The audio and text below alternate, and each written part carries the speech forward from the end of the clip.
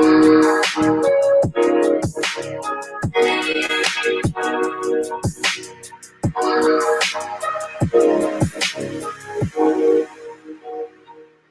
those people who are getting ready and they know they have a big story or message to share, I want tonight to be the start of the awakening for you guys, all right?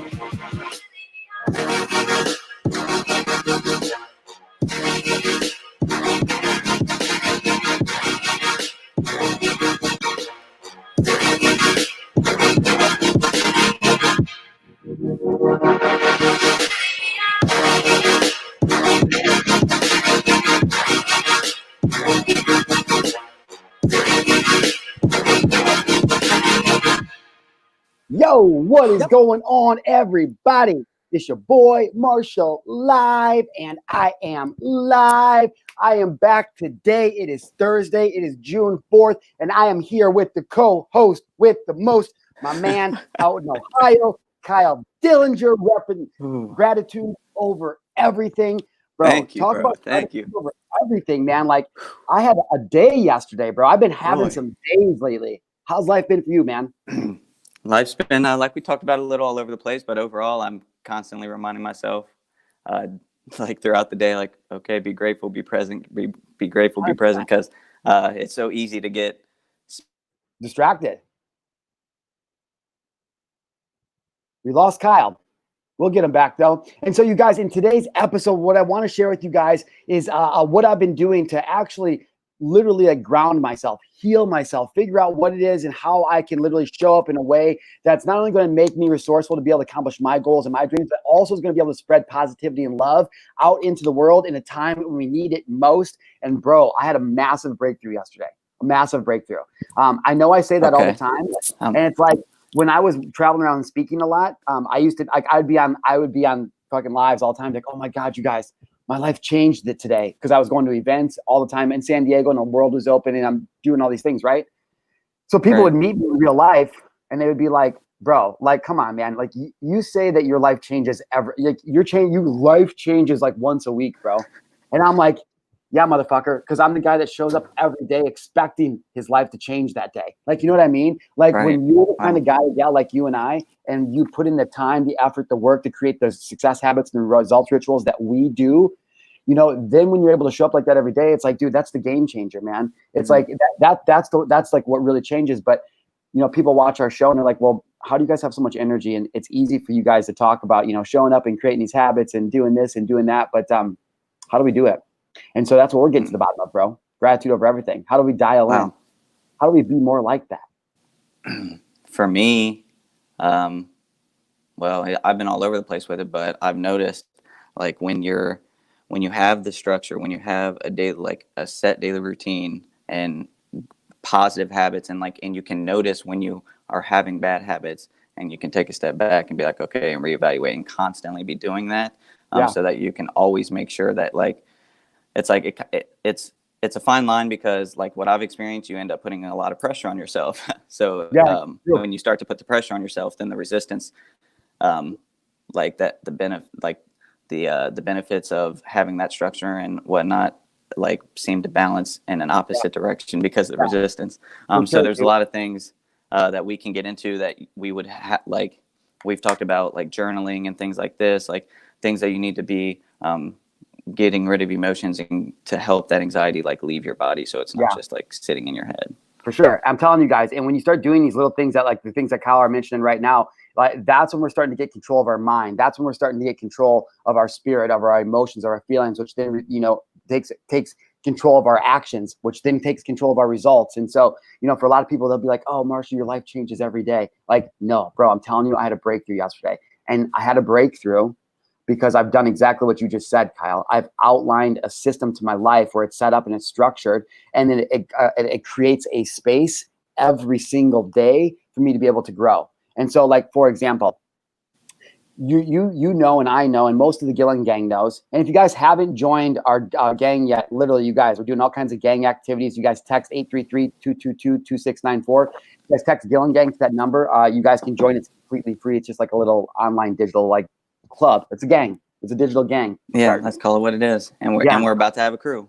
We're working 100% we on are. it. We're on a mission to save a billion lives. Let's save a billion lives through the power of vulnerability and storytelling. If you're tuning into this on Facebook, we want to say thank you so much. If you're over on YouTube, yo, Hey, what's friends up? on Make sure Facebook. you subscribe and ring the bell. Kyle, the channel's at 947. So in about 53 more subscribers over on YouTube, I'll be able to go mobile live for my mobile phone, so the game will change. And I wish that was true because yesterday I was standing literally in the middle of a creek, in the middle of nowhere, dude. I mean, the water was like up to my knees. We had hiked like 3 miles in to get there. We found this creek, and I'm staring at this freaking rock wall like cliff and this cave that goes underneath of it, and it's so quiet, right? And I'm freaking sitting there, and I'm looking at my friend, and I'm thinking of you. I'm thinking of my friend. I'm thinking of a couple other friends. I'm looking at what's in my hand because I was holding something in my hand that I'm going to talk about here in a little bit. Holding something in my hand. In that moment, I was just like, bro, I'm so grateful. But it was in that moment, because I think that's what people don't realize when hippy dippy people like us say, oh, meditate or be mindful or figure out how to like focus on something. What people I think don't realize is that once you're able to clear that mind and hold that mind and actually be present, which we've all heard, oh, the power of now, the presence is everything. It really truly is. And when you're able to hold that presence, it's like that. And I know you know this, but for everybody listening and watching, that's when you get the downloads. That's when it's like, oh, you know what I never thought of before? And that's when everything changes. But you can't find that unless you're the type of person that sets up, the habits and the rituals for you to be able to show up every day to be able to create the best version of yourself. So that's what we get into the Marshal Gillen Show. I love that. If you're just tuning into us for a first time, listen, let's call this what it is. If this is your first time listener or watcher, it's an interview. Like, go ahead, interview us, tell us, judge us. Hey, is this the kind of show that I could tune into every day? Are these guys the kind of energy? Are they showing up in the way that I want to show up every day? And Kyle, we talked about this on yesterday's show. Bro, yesterday was the last day of a fucking toxic era in my life. You know what I'm saying? Yeah. You're here to usher it in with me. We want to talk about that. We want to talk about the dawning of a new era, and I want to talk about something I learned yesterday, what you talked about in the show. But then I'm gonna make some space for you and for some other people, dude. Just sharing what I realized in the middle of the forest yesterday. Oh, bro, it's gonna make our life so much simpler and easier and so much funner. And dude, it's so stupid that I haven't thought about this before. Actually, I'm gonna give everybody just a little taste. Okay, this is what's coming. Okay, this is what's coming. We got a little Marshall Palooza coming up. Hey, by the way, I have a feeling you made that, and it's fucking amazing. I did make that. Yeah. I did like that. I literally was like, okay, Marshall definitely made that. Later, what I think we should do is we need to get everybody together and judge. I have a because I have a couple different graphics I made, like just kind of playing around with it. Little Marshall Palooza, having fun. Here's a little. Damn. That's not bad, right? Okay. Got this bad boy up here. Okay. So we're just out here. Trippy. You know what I'm saying? You feeling me? Yeah. So this is what I was telling my buddy Adrian yesterday. We're driving out to the park. We were going to get water and then to go for a hike, and because there's it's called Mill Spring, but there's a spring out there, a natural spring. Oh, I'm telling all of you listeners and viewers, if you haven't ever been to an actual real spring where the water comes out of the rock right from Mother Earth, like where it's absolutely freezing cold, then you haven't lived. It's the best water, and it's literally, arguably, based on science, not my opinion. And if you were to go spirituality, probably definitely. I always used to say that. My ex-girlfriend would make fun of me all the time. She's like, oh, probably definitely. Yeah, I'll probably definitely be doing that. Okay, Marshall, talk all because you know that there's a strong possibility you will, or a strong possibility you won't. I won't. I'm like the master, like, oh, don't be decisive, Marshall. I'm currently breaking that habit. And so I'm telling Adrian the other day, we're driving out there, and I'm like, bro, I said, I'm sick of trying to make people money. I'm sick of trying to convince people like to think a different way. I said, you know what people fucking have a hard time doing in this life? Nobody can enjoy themselves anymore. Like, everything is such a rush or such a hassle. Nobody knows how to like literally enjoy themselves anymore. You know who knows how to enjoy himself every single fucking day? Marshal Gillen, Kyle Dillinger. And so I'm like, bro, literally, I mean, all these famous influencers and speakers I've been around when I was traveling around the circuit and stuff, like they've all told me things like as an example, Gerard Adams one time, he's like, bro, I wish I could just hire you to just tag along with me just so you could energize me all day long, right? This is the guy like who create leaders, a podcast, a show on YouTube. Like he's interviewed arguably some of the most wealthy and successful people. And he's telling me, he's like, I want to hire you for your energy. And so I kind of realized that yesterday. But I want to get into that story because I know it's going to help somebody that's listening or that's watching today. But before I do, dude, I saw an interesting video yesterday, and it was really thought-provoking for me. And I want to share it with the audience. I'm not going to play it. I guess I could play it. I'm not going to. I'm not going to go find it. I should find it. But I want to share. I'll tell you about it. I don't know if you saw it yet. But there's a guy I follow online, and Charlie Kirk is his name, political guy. And there's a video. He travels around and speaks and does all this shit. Young guy like us, like me. You're probably younger than him. And, young guy like me, not a baby like you. I'm old enough to say that now. Oh, what's up? Oh, bro, I'm right on the cusp of 30. I'm yeah, getting there. 20 years good, man. Yeah, I have been understanding and living into like, okay, bro, 28 is like not even close. Like I have so much life left. Like slow the fuck down. Bro, I'm gonna live to be 100. Slow down.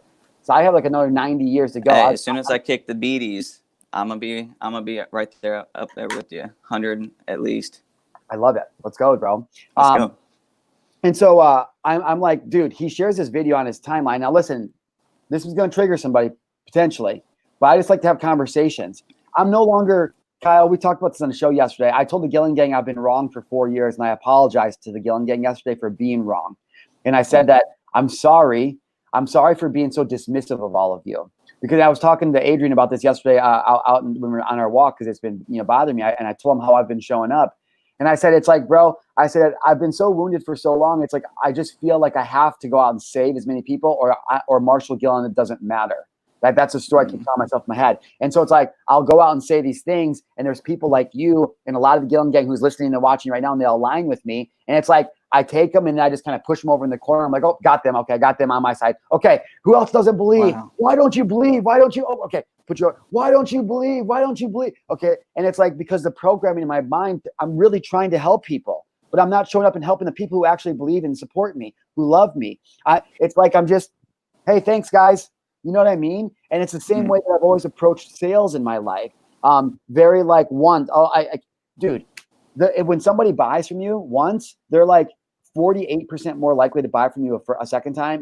And if they buy from you a second time, it's like 52 or 53% more likely. And then it goes up to like 60% if they buy. So I know all these things are returned, but my own self-worth and my own value and how I viewed myself, my self-esteem has still been so damaged, even to right now, until just a couple days ago, that once I've gotten somebody or once I've sold somebody, it's like I don't want to turn back and face them or ask them how the experience was, because I'm afraid they'll tell me something bad.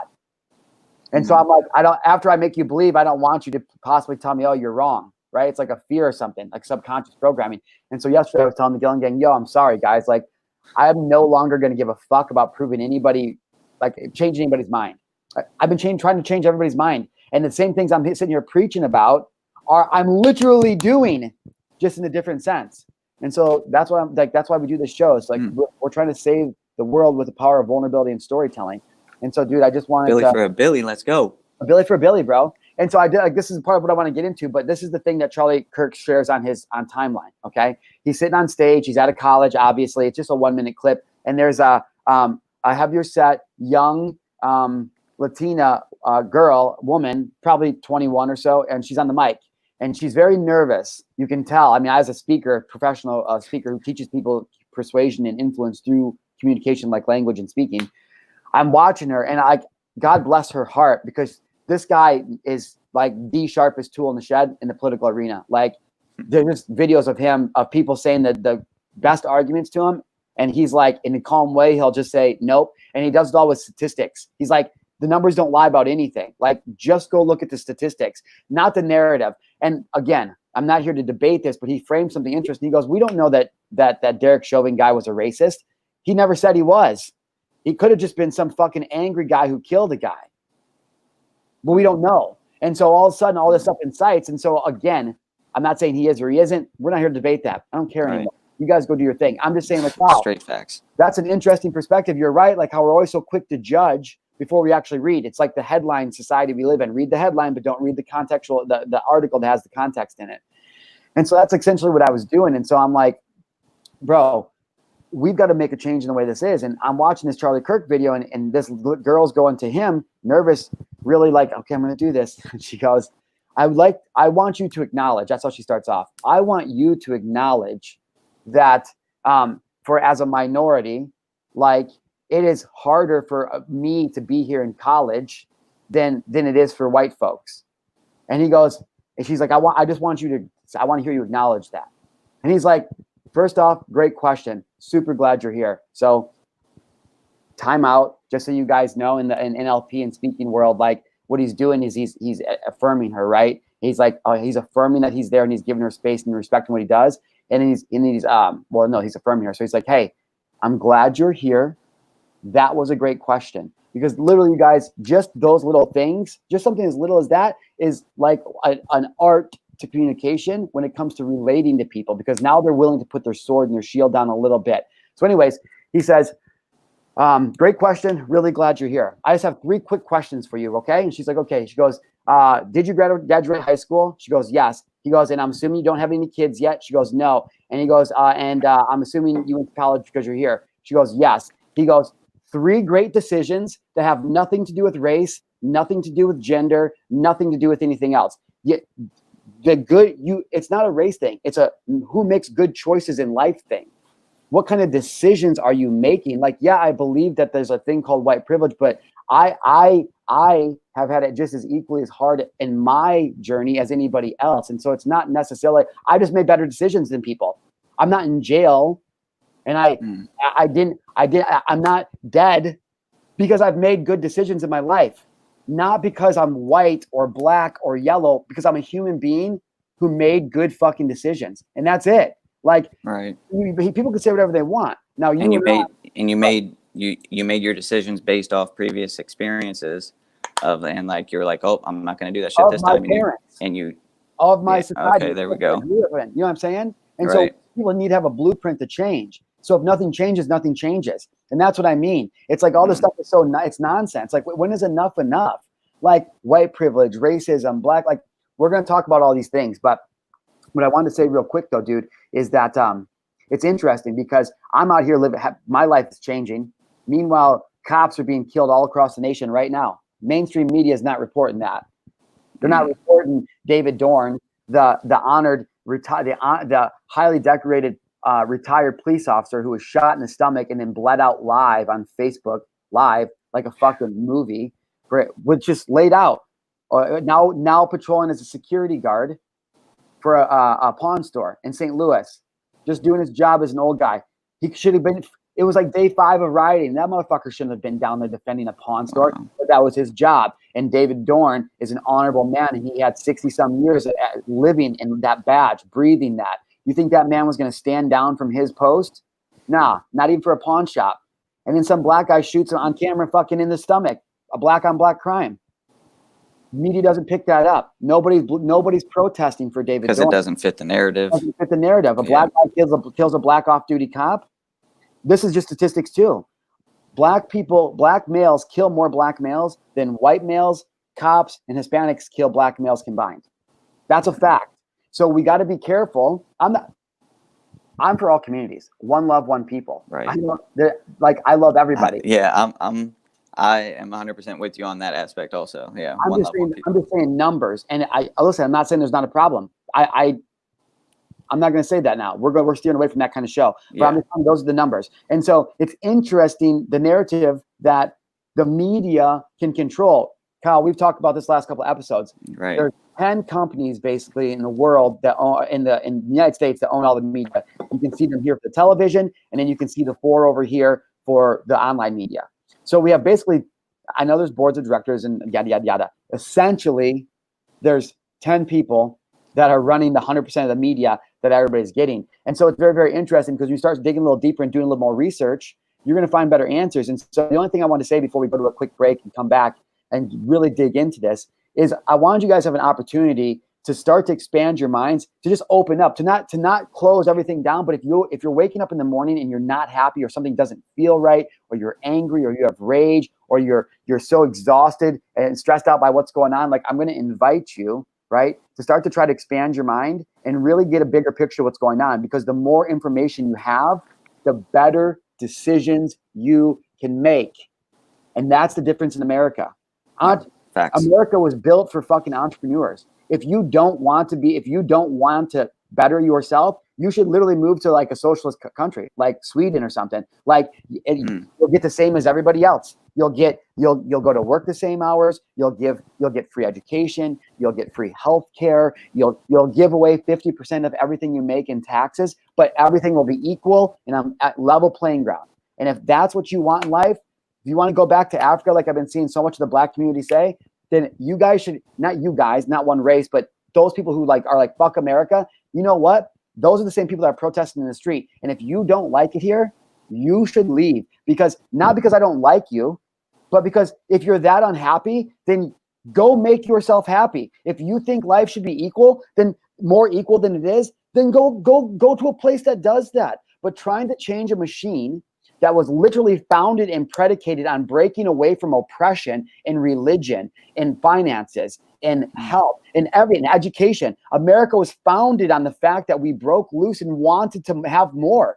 That's what it is. And so it's crazy times right now going on, Gillen Gang, but we're just having some conversations about it. I've had a lot of vitamins before I came back. Right. I'm having a vitamin break now. I don't know a lot of what you like I've been saying, I'm uneducated. It's like time for me to get back into the research and let's educate. When we come back here, we're going to talk about the decisions that the media has been helping us make, which is not paying attention to some of the things that are really going on. I don't know if you know, but Hillary Clinton was in court Tuesday testifying for some dirty emails that she was sending. Yesterday, we had Obama's deputy attorney general testified in court saying that basically, what we're going to get into it, but basically saying that Obama created something that was illegal that he signed and that they tried to push forward. That was a fake of the Russian and Trump collusion. Not real, not even a little tiny bit, not even a shred ounce of nothing to it. And that guy admitted it yesterday on the stand. And today, the Senate is voting to subpoena Obama's officials of the White House and of the Department of Justice. So shit's going down. It's going down, but that's not anywhere on the news. You can't even find it. We're going to talk about why that is when we come back. Guys, it is Thursday, June 4th, and we've got a lot planned. You guys tune in, be a friend, tell a friend. You guys know what to do. Make sure you share this. And listen, when I say make good decisions, you guys, I'm talking about make good decisions. When I started making good decisions just a year ago, like 3 years ago, my life wasn't the greatest. But when I started making good decisions, guess what? I got better results. You're going to want to do the same. And one purpose only of this entire show, of literally everything I do.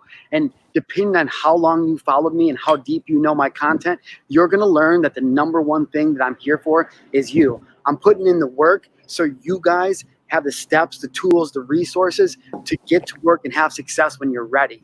Now, this is the thing, guys. I feel like anybody that wants to work hard and wants to get better and wants more success should be able to. So my mission in life is to give you guys as much value as I possibly can forever and always. Now, twofold, I'm giving you guys this show for a reason. And I want to show you guys that anything is possible.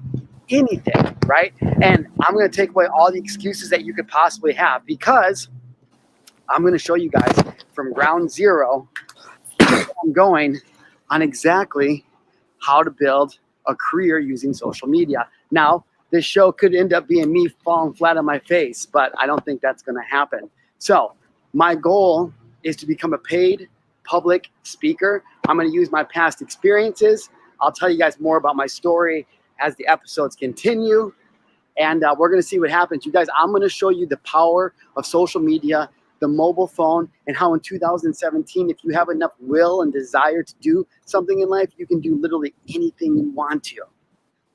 I'm going to go from nothing to a well-paid public speaker, and this is going to be my story while I do it. You're going to want to check this out.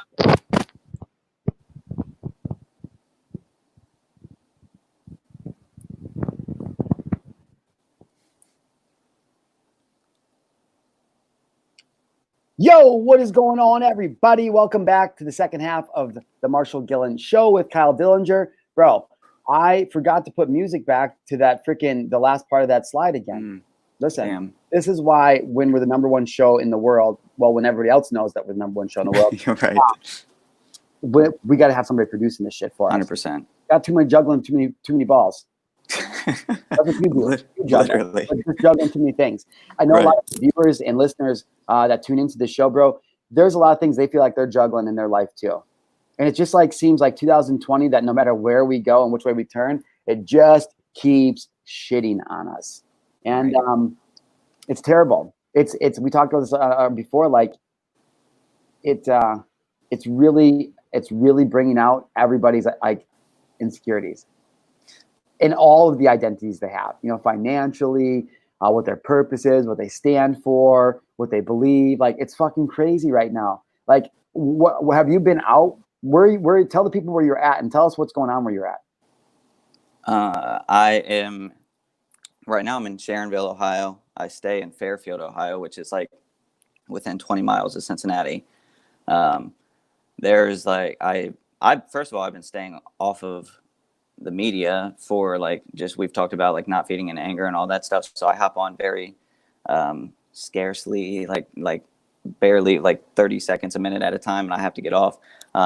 But we have riots going on here. There's been looting. Like, it was one of the cities that started rioting early on, and for me personally, I've just been kind of avoiding it. And the only part I've been a part of is how I talked about on the show previously, experiencing like stopping and having conversations with people that were peacefully protesting, and then ended up like protesting with them and just experiencing that and just going through that. But that's kind of what's going on out here. Like, it's what you see on the media. There's the riots, there's the peaceful protesting side of it, there's like the people ignoring it, there's the people supporting it. It's just it's everything. It's wild though, dude. It's because I know that Columbus, Ohio, I have friends in Columbus, Ohio. I guess Columbus was hit pretty hard. Yeah. Weird, like, and so it's crazy because we live in a day and age where people have a cell phone, and like it's hard to hide information. Like, it's just everything starts to come to the light because people are starting to awaken. We talk about in the spiritual realm, like people, it is the great awakening right now.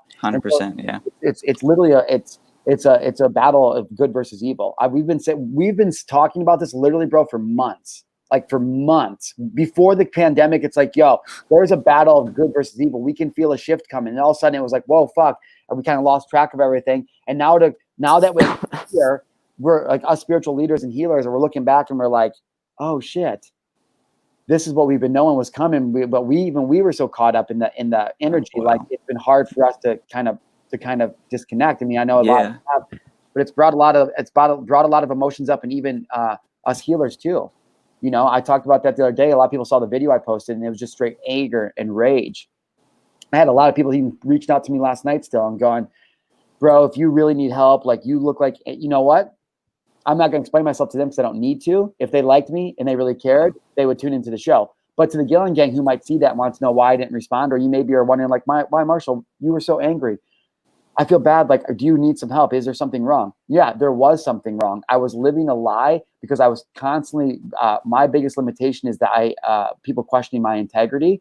And I realized because I only focus on people who would question my integrity because I'm trying to convert them, that I never am around enough people who would never question my integrity. And we talked about it. I mean, my post yesterday had, 90 likes and loves and cares, had like 3 like mean faces or crying or mad faces, and then like 150, 200 comments of bad comments, like bad comments. And I didn't focus on anything. I didn't focus on the people that supported me and wouldn't question my integrity. And so it's just a cool lesson for everybody to learn. It's like, dude, you got to understand, like, what is it that the limitation is pushing on you? That was mine.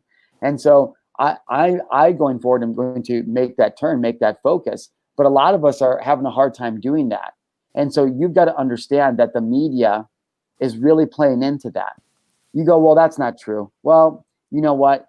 If you just wanted to know some more information, you did a little digging, you could find a lot. Now, people like me and like Kyle, not much like Kyle, I drag him into this talk.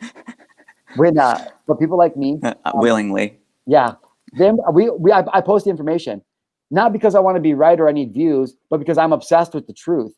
When I turn the camera off, I can't help but pick up my phone and do more research and get to the bottom of it, all angles, all perspectives. And so when I come on these shows, I'm like, I'm going to tell you guys what's up, what I think, and I'm always very straightforward.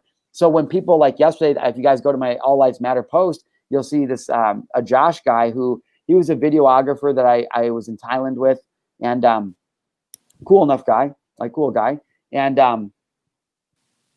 African American young guy, and he's like he was real mad when I made the post, and then he came back like a day later and was like, yo, bro, do you need some help? Like, I'm genuinely asking. You look real upset. And I didn't answer anything. So if you're the Gillen Gang and you're like, Marshall, what the fuck? Like, what aren't you telling us? This is what I'm telling you guys. I don't give a fuck about that anymore. And when I told you on the show yesterday that I'm done with that, I'm done with that. Like, I'm no longer going to play into trying to convince people or anybody else's toxicity, because I'm making that decision for my life, because the decision that I've been making to try to go out and like participate and save everybody's life wasn't making me feel good. And that good feelings were resulting in bad actions, unresourceful actions that related or that resulted in unresourceful results. How we talk about this all the time. You know, can you feel that at all? Yeah, 100%. Like as you were saying that, I am recalling last summer. I forget even what month it was. I guess it had to have been August after our call. I went to my mom's and I would talk to my mom, my brother, and my grandma about I started crying and breaking down. I was like, look, I was super depressed. I'm coming out of like being suicidal. I love you all, but I cannot be around negativity for a little while. Like, I just had to like flat out like to some of the people that are like the closest to me. It's like, I just need a break for a while, right? Because I've always feel like I have to continue to talk to them and all that, and then I end up, instead of working on myself, I'll be worrying about all my family again. And it's like, so I had to like take a step back. So how did that make you feel? Did that create space for you to change and start to grow then? That was like, I mean, that was like how we say, like, that was the catalyst. Oh, you always say your life's always changing. It was like, that was the next, like, this is a game changer. Like, Well, I'm glad you said that, because that's the same thing. Now, the second half of the post that I made that I'm talking about, where that guy commented and he's like, you look real angry, to the Gillen Gang that saw that video, and they're like, bro, you looked really angry. Are you okay? Guess what, Gillen Gang? I am okay, because I finally honored my emotion of anger and feeling like I wasn't heard. I released it. And like I told Kyle and on live on the episode yesterday, I said, after I did, like 30 seconds later, I'm pulling out and I'm laughing. I'm like, God damn, I feel so much better. And so on this show in real life, but what we always talk about, what I always say, you guys, right, is that our emotions are not good or bad. To be alive means that you have the gift. You get to feel and experience the full spectrum of emotions that God gave us, which include anger and jealousy and insecurity sometimes. Whenever I'm feeling insecure, I always try to play that conscious observer that we've talked about in the show so many times. And I look at myself and I laugh at me. So like, if I'm like real stressed out, Kyle, if I'm tripping, if I'm doing something dumb, if I think I'm dying of something, if I think I'm never going to make something, like wherever I'm at, like let's say I'm on this show right now and I'm fearful of something, I'll fucking picture me, my higher self, like looking at myself from above, and I'll laugh and I'll go, oh, look at Marshal Gillen. He's so scared right now. He doesn't think that he can do whatever. It makes me laugh that he does this all the time. I hear you, bro. You know what I'm saying? That's how I talk to myself. And so I'm able to move through these things. And so I left the video. I posted the video that 2 nights ago, took it down after it had been up for an hour, slept on it. Literally, I took the video on my phone, put it on my pillow, and I slept on it. I slept on it. Whatever floats your boat. Bro, did you ever grow up with a VHS? I did, but I could hardly remember using it. Yeah. That's okay, bro. There's somebody watching this going, oh yeah, Marshall, did you grow up with a fucking Beta or whatever? And I'm like, nah, bro. I didn't. I did have a disc player at one point. Dude, the Discman? Yeah, I think that's what it was, yeah. Kids these days will never understand. They have their fucking music in their phones. They can stream with no CD, yeah. When you used to have a Discman before the skip proof, before the shock absorber. I don't even know if you're that old yet. I don't even know what that is now. Bro, the Discman was just a Discman. Like, it was Walkman, and then there was the Discman. And the Discman played discs for the first time ever, but it fucking skipped everywhere. You're fucking walking. Yeah. In the car, and it skipped. It hits the disc, That's right. So the next gen Discman was skip proof. Wow. Yeah, and so what it was is that like the Discman was like a shell, right? And so it opened up, you put the disc in, and the shockproof one was when you pushed it down, they made a technology that like was like a little spring-loaded, like a push the disc down. Okay. I think I have seen that, yeah. Yeah, fucking gangster. So but I was always a step behind, and I was always like limiting myself. So when all of my friends, first off, I always had the fucking off brand of everything. So my friends, the Bulls are winning like their third championship. My friends are rolling to school with fucking Bulls starter jackets, and I got the Bulls pro player jacket. Like, how ungrateful, you know what I mean? That was a big deal back then. Or like, Right. my friends were just Discman, and I had a Walkman. I'm like, why fucking mom can't I have a Discman? Like, why do I have the Walkman? I'm getting on a plane to go out to California when I'm in like fucking 8th grade, and everybody has an iPod. Just came out, brand new iPods. And there's my fucking dork ass with a fucking Discman. I remember I was like trying to hide it in my jacket. I was all embarrassed. Isn't that stupid? Right. Yeah. I've always had the off brand too, and I never showed that I cared. But I was thinking about that shit like the whole time. Like I was always thinking like, oh, they're judging me because I'm wearing and one to school. Yeah. But in my head, I'm thinking like, I look fly as fuck right now. Like telling myself that. 100%. Dude, school fucks you up, man. Everybody, from the not popular all the way to the popular. Like the school system fucks people up socially. Like it wrecks. Right. I mean, I know everybody that's watching probably has it. Like people look at me, and my ex-girlfriend used to make her so mad because she'd be like, "Oh, guys like you in high school were the worst." Which I was pretty awesome in high school, but she just assumes like, oh, you were the standout jock, you were the leader of the class, you're Mr. Popularity, like life is so easy for you, because she was not in the in circle at all, like my ex-girlfriend. But what people don't realize is that like the pressure to have to keep getting straight A's, the pressure to have to be the athlete, the pressure to have to always be dressing the best, the pressure to have to be friends with everybody, the pressure to be this really fake person. And so I started this persona in high school where I thought that I had to be a certain way to get people to like me, because my stepdad didn't like me, so I didn't like myself, and my real dad left, or so. I mean, that's how I'm perceiving it, right? Right. I know my stepdad didn't like himself because he was never loved as a little boy, which breaks my heart and will literally make me cry if I think about it for a second. My dad, same thing. He was hurt. My dad, you know, he didn't leave me. He struggled. He went into hiding because he felt so bad about himself that he didn't think he was going to be good enough. And then when I started going to visit my dad when I was 8, you know, I stopped seeing him because I thought my dad didn't want to see me anymore. But in reality, I hated going to see my dad. And so like a man, he told my mom, you know what, Marshall doesn't like coming to see me, so please don't make him do this anymore if he doesn't want to. So in that moment, my dad, who realized he lost everything, he had lost his life, he had lost his wife, and now he had lost his kid, everything he'd ever wanted, loved in his life, because of alcohol. And so in my 8-year-old life, until I was like 34, right, I interpret that as my dad hated me. And so my dad leaves. You feeling that, bro? Just a little bit. It's important, man. Get it out. I want to create this space. My heart was like going. I had to. What are you feeling? Calm that for a second. Just a lot of reflections and all that. Like a lot of relatability. Not like 100%, but just like this. Living with my stepdad, and just recently finding out, because I stay in touch with him a little bit, and finding out about.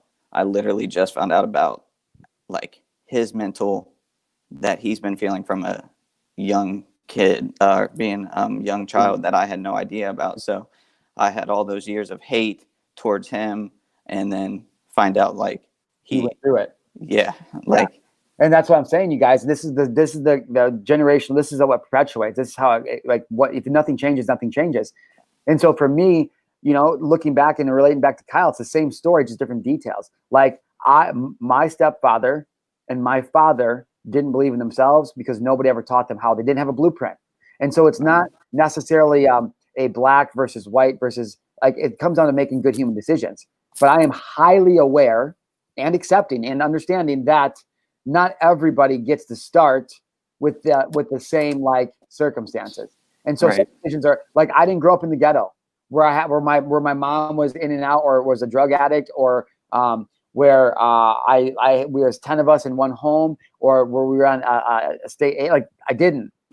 But again, my generation, it's not my generation's fault that your generation had to go through that. Like it's our parents who didn't break the curse, and it's not even their fault. They just weren't strong enough to do what you haven't been able to do either. And they didn't have the access to like we have nowadays. Exactly. So it's like, and their grandparents before that. I've talked about this many times, about how the Industrial Revolution is what tore America apart. I mean, it was designed this way. You know, when we're growing up, Little House on the Prairie, the mom and the dad, you know, they set out their own land, their house, they grow the stuff, they're living, they're growing their own animals and the food. They have some kids. They help their neighbors do everything, build churches. They all everything together. all of a sudden the Industrial Revolution comes, and now dad gets to have a job in a factory where he's making some money, but dad's not home anymore. So now what are the kids supposed to do? Mom's kind of lonely. So it's like, okay, here's some extra money. Go in town, buy yourself something nice. So now mom goes in town, she starts to buy something nice. The kids want something nice. Dad's at work, and now that innate human thing kicks in, and it's like, oh, I want to consume more. I want to consume more. And now marketing and propaganda is born. There's a well-known book on propaganda about how all this started. And so, what's that called?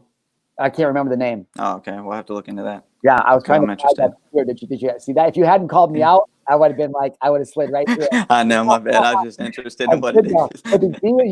Yeah. If you own it, just gotta. If you don't know, bro, you just gotta own it. I don't mean like lie, but I'm saying like in situations like that, just own that shit and go through it, bro. But so if you look at this now, it's like, okay, now there's a division in the household, right? Not on purpose, but because now of dad's limitations, maybe he's starting to feel insecure. Like, oh, maybe she only likes me for my money, because they always want more. Maybe the kids. I'm not saying it's like that, or it was. Yeah. Or like, think about it. Or she's like, you're always working. We're never around anymore. What am I supposed to do with the kids? Kids go to school. They report to bells. Can't talk to your neighbor. Don't work on together. Billionaires and millionaires that solve the world's problems. You think they don't share their information? Give me a fucking break. So they're taught, this is how you act in a factory. This is how you act in society. Mom stays home and cooks. She wears dresses. She's good with the kids. Dad goes to work. He comes home, puts his feet up. That's how it works. It's fucking America. Okay. So this is a program that's been going on for a long time. And you see that with the boom in the Industrial Revolution. Now all of a sudden we start to move into the 60s, where it's like, okay, everybody's like kind of starting to really, there's tents, we're coming off the wars, we're starting to move into free love in the 70s. And now by the 80s, you start to see a lot of corruption start to come back into the system as the big government, which I know now as the establishment, which the deep state, whatever, like that. Yeah. They're controlling all this for a long time. And that's what we're going to talk about in the next half of this hour. So we're going to go to a quick break. I got to use a bathroom break, but we're going to dive into what's going on. I want to share with you a Hillary Clinton video from years ago that's going to fucking blow your mind. And then we're going to talk about making good decisions, but how most of the Black community, most minorities haven't been given a free opportunity to be able to have privilege to the knowledge for those good decisions. That's not your fault. That's not racism. That is evil people who are playing us like pawns because they know how to manipulate us, and they've been doing it for years to make us go against each other. You guys, it's not a time for division. It's not a time for all Black lives and blue lives and all this. It's a time for humanity. One love, one people. That's what it's time for. But in order to do that, it takes leadership. And we're going to talk about what is going on actually in the media, what's really going on, how long this machine has been running, and what you can do to actually break free from it, to break free from the oppression and be able to live the life that you actually want. And Kyle, like you and I know, bro, like that's literally all I've ever been about. It's like just people to have all the information. We'll talk about that more in the second half of the hour. So I'm in the middle of a workout real quick, but I was thinking about leadership, and I'm tired. I was just ready to quit on my last set, but something I heard before resonated with me in that moment. And it's something I want to share with you guys before I forget to mention it, okay? And it's about leadership. A lot of us claim to be leaders. A lot of us aspire to be leaders, to be the man or woman who, sets the tone, sets the example. But this is the thing about being a leader. You can't lead with just power and sheer will. I mean, you can, but that never lasts. Those leaders always fall. Being a good leader means being a servant, right? You're servient to your people, to your community, to your audience, to the people who are following you. You're a leader to them, okay? So being a leader means holding yourself accountable. It means doing the things you say you're going to do, right? Now, how many people watching this? Give me a like if you've ever woken up and just felt like not doing it today. Give me a like. If you've ever woken up and you've been like, man, I just don't feel like doing it today. Let me know, because you know what? We've all woke up that way. But this is the difference between being a leader and a follower, okay? As leaders, we don't have that choice. We don't have the choice to wake up in the morning and say, I don't feel like doing it. A leader doesn't have the option to say, I'm just going to mail it in today and take it easy. A real true life leader, to change lives, to have people follow you and engage with you, you have to be willing to give more than you ask for. And you have to be willing to put in the time and the effort to do it. We don't get to take days off as leaders. As leaders, we are the ones that keep people motivated, okay? So if you're feeling like quitting, just remember, if you want to be a leader, you don't have that option.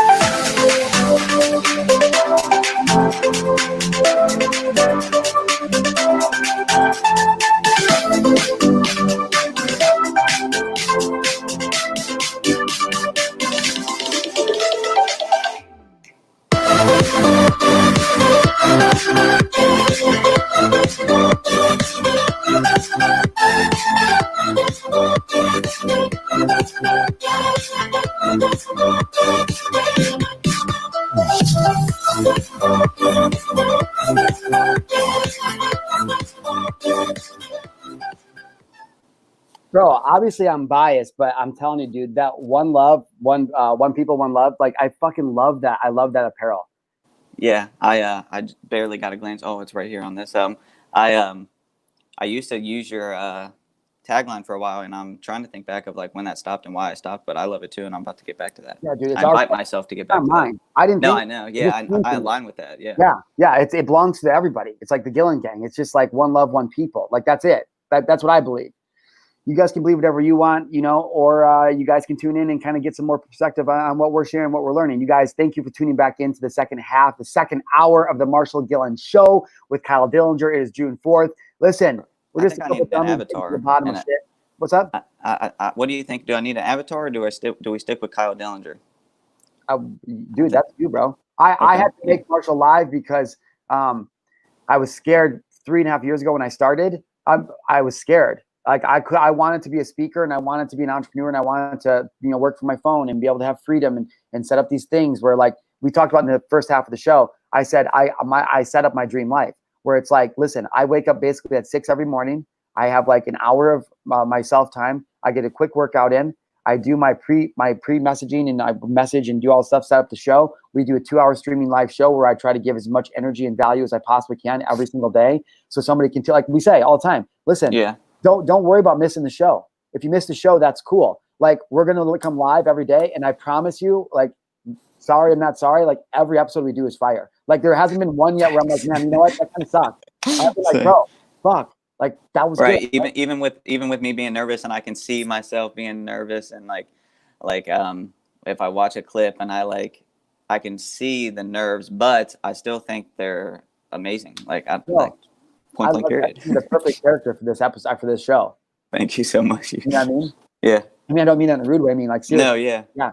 And so it's like, and so, you know, we were just talking about though, like, okay, cool, Marshall, you got to set up your dream life. Yeah. Like I'm done by 1 o'clock. Like basically my day is over by 1 o'clock, but we are in the middle of a crisis right now. And you're kind of sounding like an arrogant asshole, like talking about that.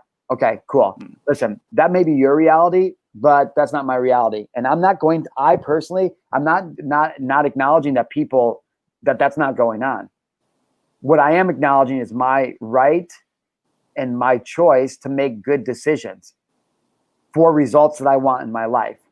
And for Marshal Gillen, and what I found for most of society, that being selfish is about the most selfless thing that we can do. Because when I'm selfish and I learn to grow and I learn to process and understand and accept my feelings and my emotions, I start to have a lot better thoughts. And when I start to have better thoughts, it creates an awareness that allows me to see where my triggers are in my story. And once I have that awareness of my story, bro, it's been able to allow me to accept those things that I can't change. And it's given me the power to forgive the people who have hurt me and to forgive myself for allowing that to happen. And then once I've been able to do that, when I've set goals, I've said, okay, well, I like the healing I have. I'm going to set some goals. What do I want my life to actually look like? What do I want my life to look like? I want it to look like this. I want it to look like that. I want to be able to wear board shorts and flip-flops all day and a hat, and I want to be able to hang out in the sun with no shirt for the other half of the day. That's what I want to do. Yeah, and so I set my life up like that. I've heard you talk about this before, and I'm guilty of not getting a crystal clear vision. And I wrote it down like that's today. I'm doing that exercise. Yeah. Dude, I'm telling you guys, I've said this before, but like imagine, like, so I live in San Diego. I'm quarantined in Illinois, so I always reference San Diego. Sorry, guys. But I'm like, say I'm in PB. I'm in Pacific Beach in San Diego. I want to go downtown. I want to go dancing downtown. I want to have some fun, right? So I type in my Uber. I say, take me downtown. Uber shows up. I get an Uber. Uber driver says, where do you want to go? I said, I want to have fun. I want to go dancing. Take me downtown. So the Uber driver heads downtown. But the Uber driver just drives around and around and around and around downtown and around and around and around and around and around and around and around. And it never stops because you didn't give it a fucking address to stop at. You just said, I want to dance. I want to go downtown. Okay, then what? Then what? And so if you want to stop, what happens then, Kyle, is most people get so frustrated trying to get to their destination that they eventually go, just stop. Stop the car. I'm done. And they get out and they walk home. And it's a long, embarrassing, treacherous fucking walk home. And that's how most people live their life.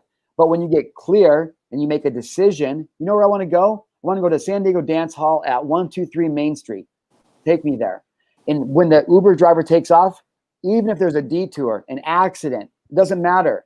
The Uber driver is going to calculate the route, and it's going to get you to your destination because you're fucking clear on where you want to go. It's not rocket science. I've been preaching this for that video. That was right there. That was 4 years ago. That video that we showed on commercial break of me outside the gym talking about, that was 4 years ago when I decided to go move online. And I was like, I've always been doing the same shit, even when nobody was watching. There was like 60 views on that video originally. Like, leadership means showing up consistently every day and making good decisions. Now, I realize that a lot of people aren't as privileged to have the opportunity to start at the same place because of their parents, which they didn't decide to make their parents get hurt or their grandparents and so on and so forth. However, the world doesn't care. And you can plainly see that nobody cares. And when a bunch of people don't care and they're unwilling to listen, you have fucking chaos. And this chaos, I believe, was stirred up by a particular someone named George Soros, which we've talked about before. Right. And I just saw, not to fucking really switch gears, but I've been seeing a lot of the Simpsons predictions come out, and I just saw one with Homer ripping off the heads of some people and aliens popping. And I'm thinking that's where we're headed. Well, good. George Soros said that he's going to take down the United States by funding black hate groups. Will pull them into a mental trap and make them blame white people. The black community is the easiest to manipulate. George Soros. That's in 2014 in a German interview. Now, this guy, for anybody that's been woke for a while, there's a well-known. He's a billionaire, multi-billionaire investor. But essentially, George Soros owns the Democrats. He owns the far left. Okay, and what I mean by that is basically he owns all the people that are in charge of the media. Like this guy owns everything. It's a well-known thing. All the research is there. He's arguably the most wealthy and famous racist in the world. Okay, fact. What we haven't been told is about all the Hillary Clinton stuff. When Pizzagate came out, it kind of got swept under the rug and dismissed by the media as fake news. Okay? Yeah, right. So Donald Trump has been said from day one, and years even before he was running for president, that he thinks that child traffickers are disgusting. They should be killed. And when he took office, he swore that the number one thing he was going to accomplish was he was going to take down the people who are hurting the children. He's going to free them all. He was going to drain the swamps. And so Pizzagate, for those of you who don't know, is kind of what blew the lid off of some emails that were intercepted and some symbolism that had been going on right in our plane, right in front of our eyes, of people who are partaking in child pedophilia. Right. I thought that had like we said been swept under the rug. I didn't even know there was court dates and shit like that. Does. Remember in February when I was telling everybody there's fucking indictments going out and everybody's like, you're conspiracy theorist?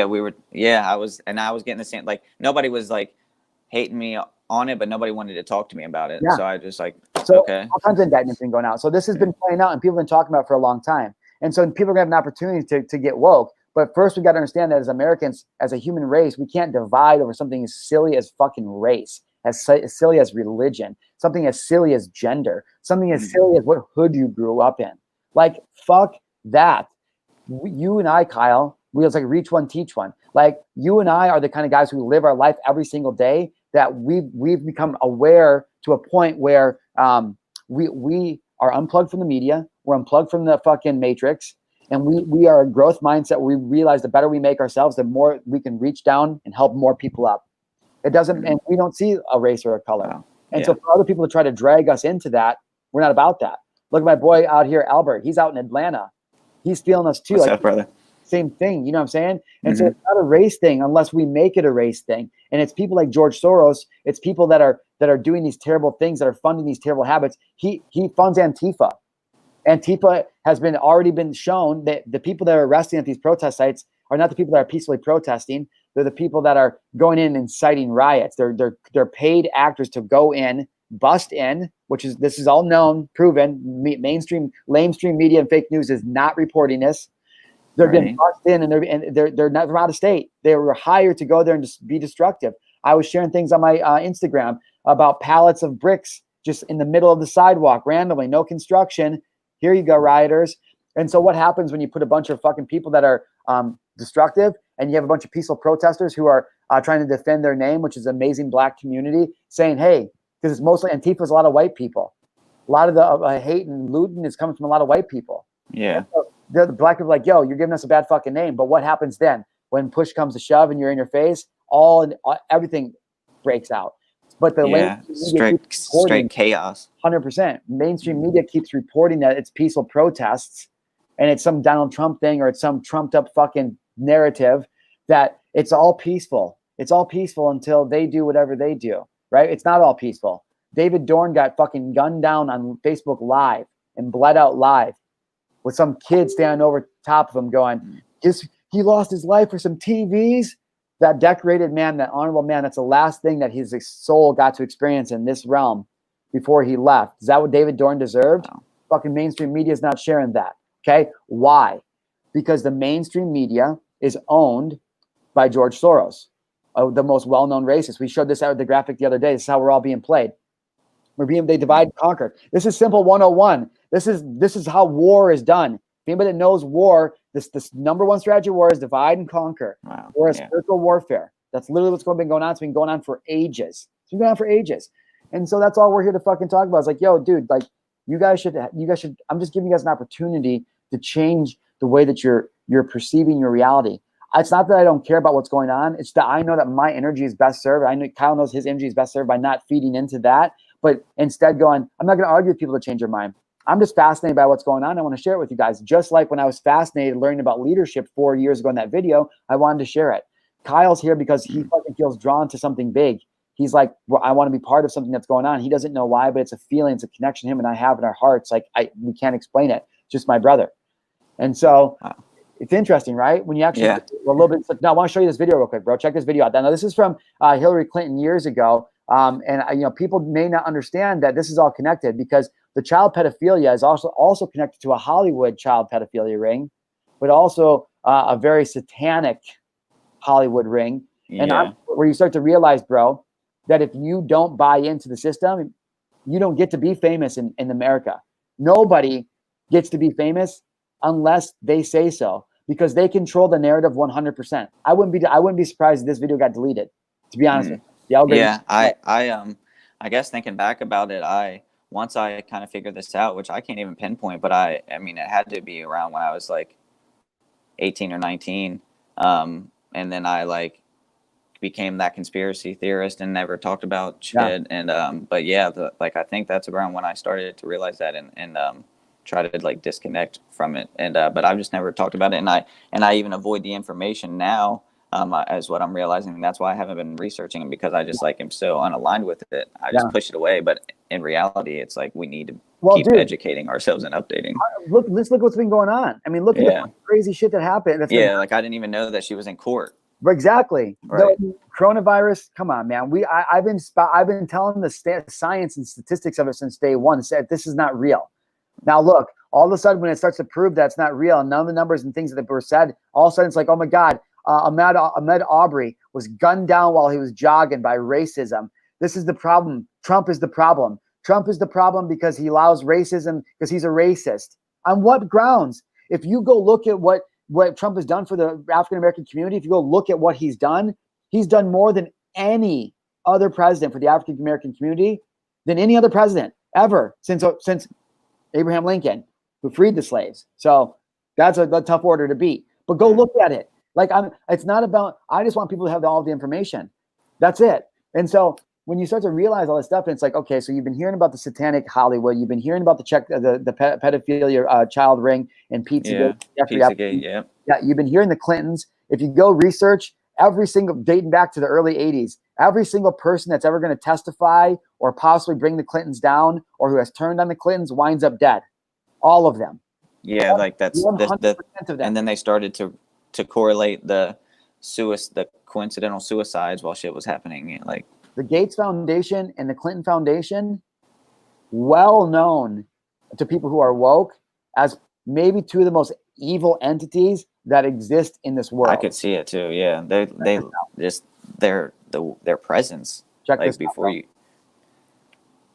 It is not enough for America's future that some participate and others don't.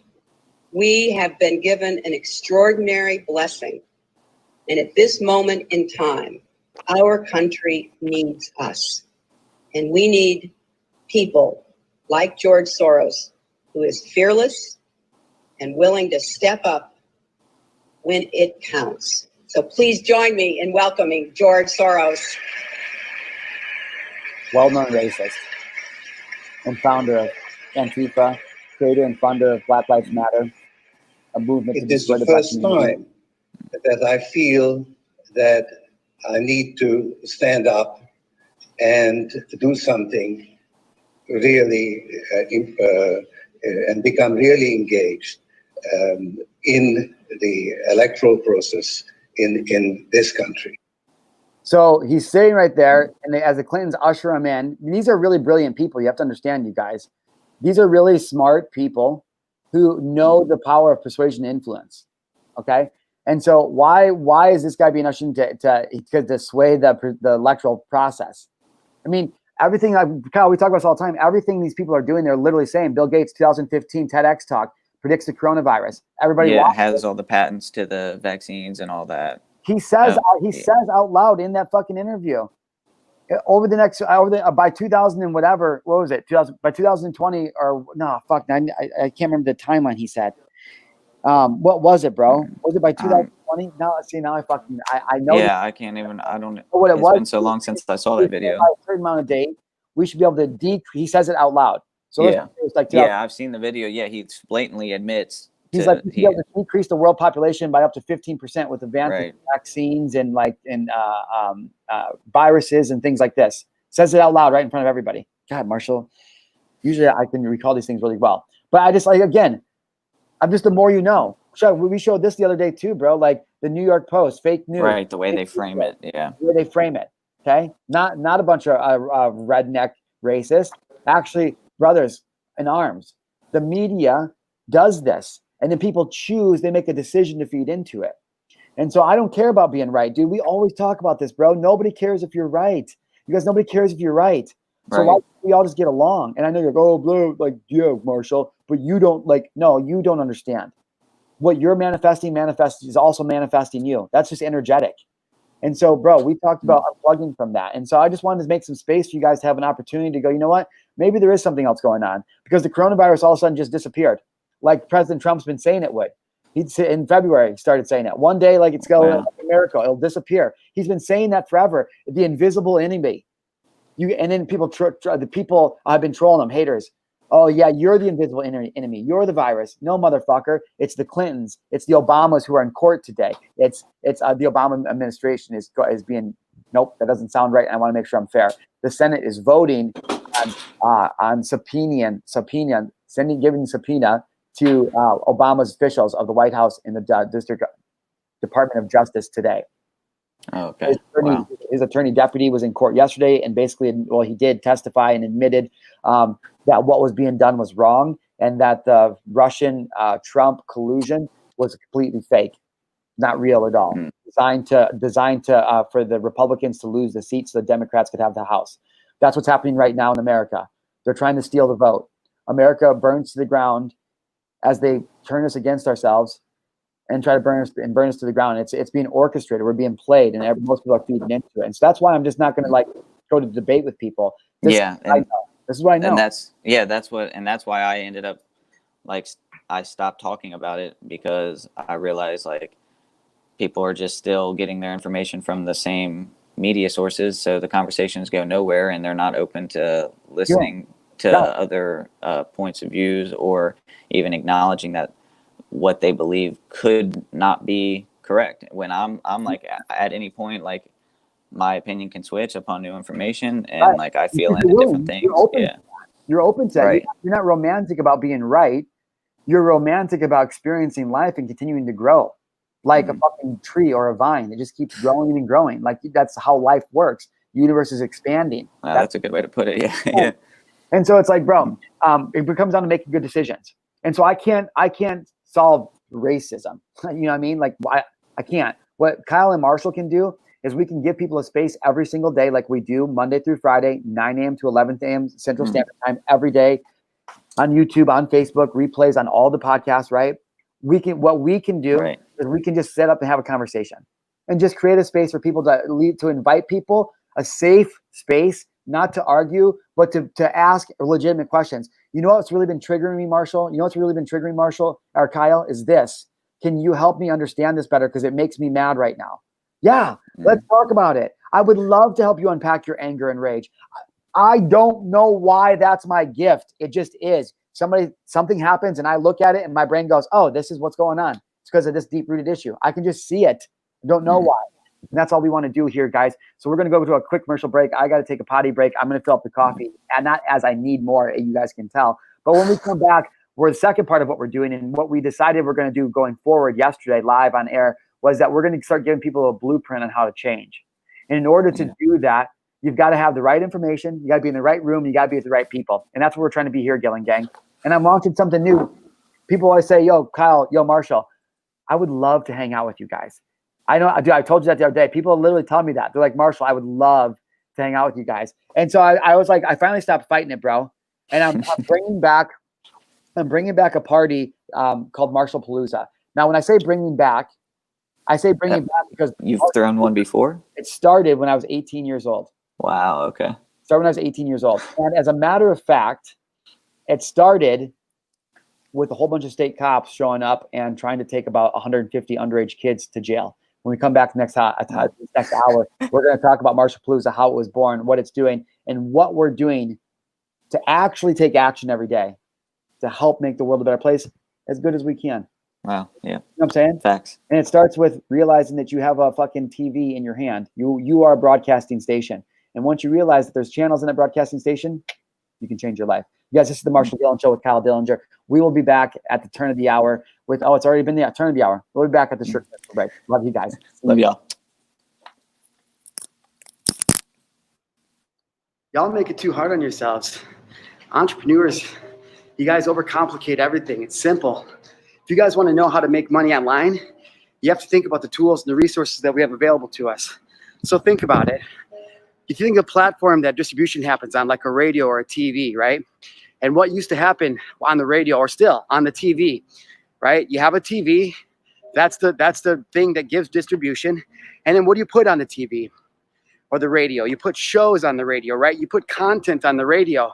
But you don't just make TV shows and radio shows for anybody. You make shows for people who care about it. And then what you do is you get your TV show or your radio show in front of people who care about it. It's your target audience, right? Well, now that you have their attention, now that they're watching your distribution machine, like a TV or like a radio, now that they're watching that, now that you have your attention, now that they're watching your show, what's the next thing? How do TVs and radios monetize that attention that they get? By selling advertising and marketing, right?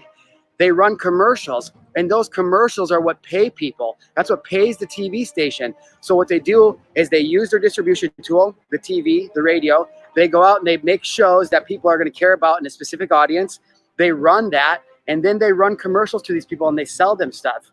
Today is the exact same thing. You guys, the mobile phone is a TV.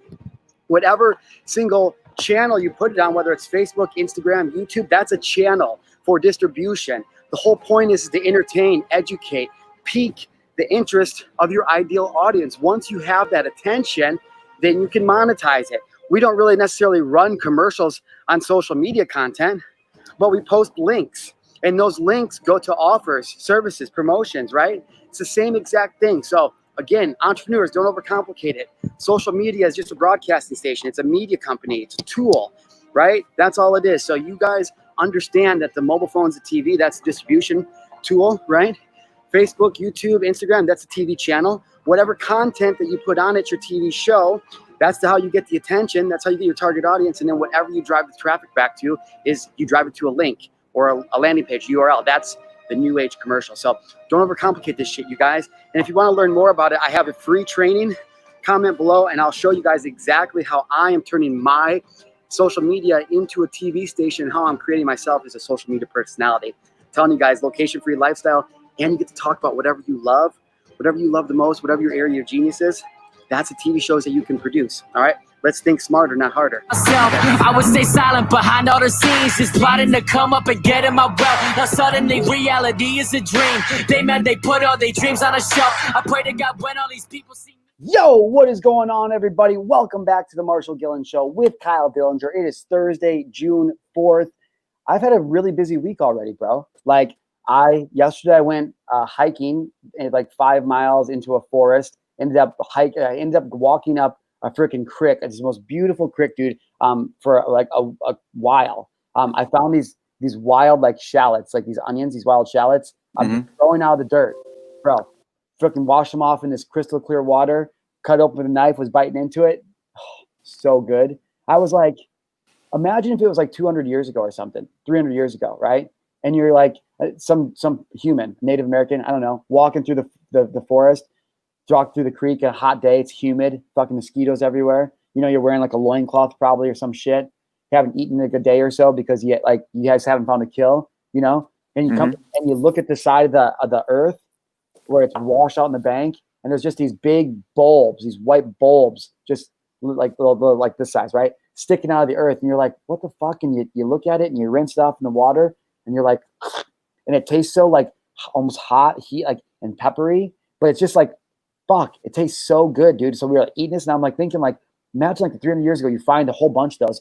Because I grabbed a handful to take home, washed them all up. I'm like, imagine if you hadn't eaten, you're just getting to pop those like little fucking medicine balls, like little medicine pills. You know what I mean? You don't even know it, but you're just like, this is so good. You would be so grateful. You would be so thankful. And like, that is what I love the most about getting in nature. That feeling, understanding that connection, that the same thing that man or woman felt in that moment 300 years ago is literally the same feeling that I can have a choice and decide to make and feel and be aware of, and 300 years later. You know what I mean? Yeah. My fucking cell phone in my fucking backpack, and you know, my car is just down the way. But to be able to come aware of that, that's what changed my life, and I've been able to do it through nature. And it literally starts though with being able to have a lifestyle, a location-free lifestyle. What I do, not yesterday, but the day before that, what was I doing? Oh, kayak down the river for like 4.5 hours. It was sick, dude. It was sick. And you've been having a lot of like reflections and life-changing thoughts. Yeah. So many. Wow. Yeah. This is my invitation to learn them. To get back into nature again, because I've been the last week or so I've been bad about it. Yeah. This is the other thing though, but the other thing is the power of association, because I've been hanging out with my friend Adrian, and him and I were best friends in high school towards the end, and then we just hadn't talked for literally since like, I don't know, however 19 to 36 is, like 15 years. And I came back to the area, you know, was hit quarantine. And and 18 to 36. Oh, 18. Yeah. Is that 17? I thought you said 19 to 36. 14. Whatever. We're not real good at math. Yeah, no. What we are good though is especially with vitamins. Yeah, 100%. If you guys are tuning into this, we want to say thank you so much. I always tell you guys, I'm not sure why you listen or watch us, but I'm god dang grateful that you. Yes, thank you. We love you. If you ever, of course, please ask us if there's something that's triggering you or hurting you. If there's any kind of a challenge in your life, it doesn't matter what it is. Call us, because I want to talk about it. Those are the conversations I want to have. Yeah, but so I'm kayaking down the river. The day before that, like, we've been camping all over the place. You know what I mean? And it's cool because I've set up my life in a way where I can make money from my mobile phone and from my laptop. All I need is a Wi-Fi connection, and anybody can do this. We were talking about earlier, like, well, you know, a lot of people in certain areas aren't given a choice on really an opportunity to make good decisions, which I agree with. And that's not fair. Right. That's Yeah. life. So how can they help? Well, I'll tell you what. I guarantee that all of them have a cell phone. You know why? Because I lived in San Diego, which is probably one of the highest homeless populations in the world. And those motherfuckers out in the street have cell phones. Okay. So I know y'all motherfuckers have cell phones.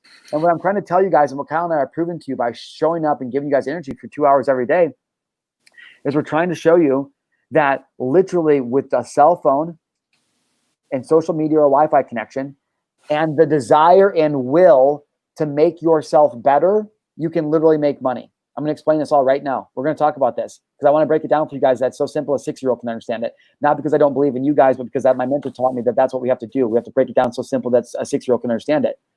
Because I'm a simple man. I don't know about you, Kyle. But I need simple instructions. Yeah, bro. I seem to be good at making simple things complicated. Yeah, why do we do that? I don't know. Wild. I'm avoiding figuring that out up until now. Dude, Gillen Gang, if I you need are to- good at making simple shit complicated, I'm sorry, if you're good at being a human being, comment below and let me know, okay? If you're good at being a human being, let me know. 'Cause that's what we all do, right? And so that's what's been so life-changing about, I'm a coach and speaker and all the shits. But what I realized yesterday, bro, in the middle of that creek, is that I'm not a speaker or a coach or a consultant or any of that shit. I'm none of that. You know why? I don't want to be. And you know why I fell into it? Because entrepreneurship taught me that that's freedom, that I can make a lot of money and free myself. And because my busted subconscious thought that I had to make money to be validated and accepted, I've always I wanted to make money first. So I literally found out about entrepreneurship. And then I told myself, I can't just have fun. I have to make a difference. I can't just have fun. I have to make a difference. And so I want to. And so I've been showing up in these ways. Now, this is what's interesting. What if I tell you, what have you heard me tell people a million times? How you start a brand? First thing is you have to write down your mission statement. Second thing is you have to write down your core values. And you write your mission statement, you post it on your fucking wall. Mine's posted right here, so you see it every day. The next thing you do is you figure out your core values. What do you stand for as a person?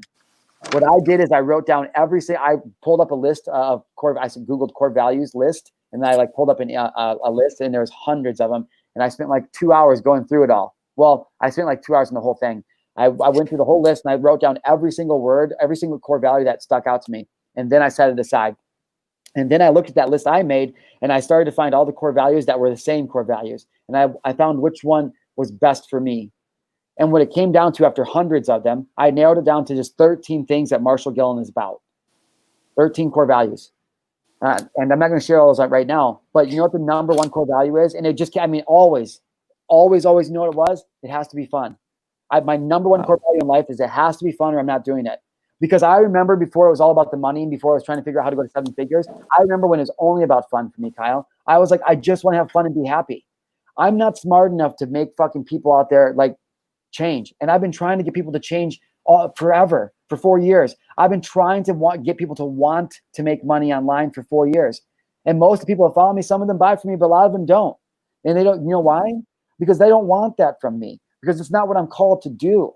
What I'm called to do is to be fucking entertaining, to provide a space for fun, to have fun. I was telling Adrian on the way out there, I'm like, bro, nobody enjoys their life. Nobody enjoys their life. Why is it so goddamn hard for people to just unplug and enjoy their life and have fun? And I was like, in that moment, Kyle, I was like, oh my God. I was like, that's what I'm meant to do. Marshal Gillen is literally meant to help people just unplug and enjoy themselves for a little bit. And you know what? This is funny, bro. Wow. In high school, I was part of a pageant. It was the first time I ever had it. It was for all the senior guys. And it was like a Mr. SHS. And so Mr. SHS contest. And we had to do crazy things. We had to do a talent portion, and we had to do a speech portion, and all these things, like a regular pageant. And then everybody voted. So we promoted it, and there was 8 of us guys who signed up for it, the senior guys, and all the parents came, and the town came, and we went to work. And I was doing crazy shit. There was these twins, these really hot twins that went to my high school that were a year younger than me, the Munson twins. And I was like, it'd be funny because I didn't have a talent.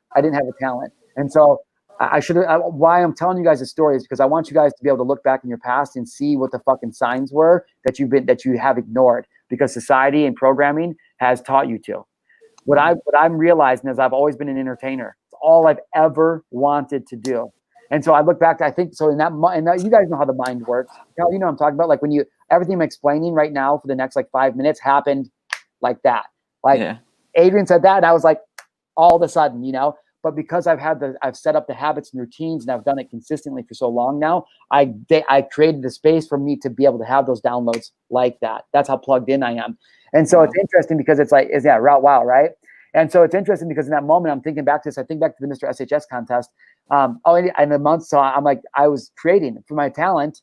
I asked them, I said, hey, will you two dress up like cowgirls? I'll get some, because I grew up on a farm. I'll get some bales of straw. I'm going to find one of those little pedal tractors, like one of those little John Deere tractors that little kids ride, you know, that pedal around, you can steer. So I'm going to find one of those.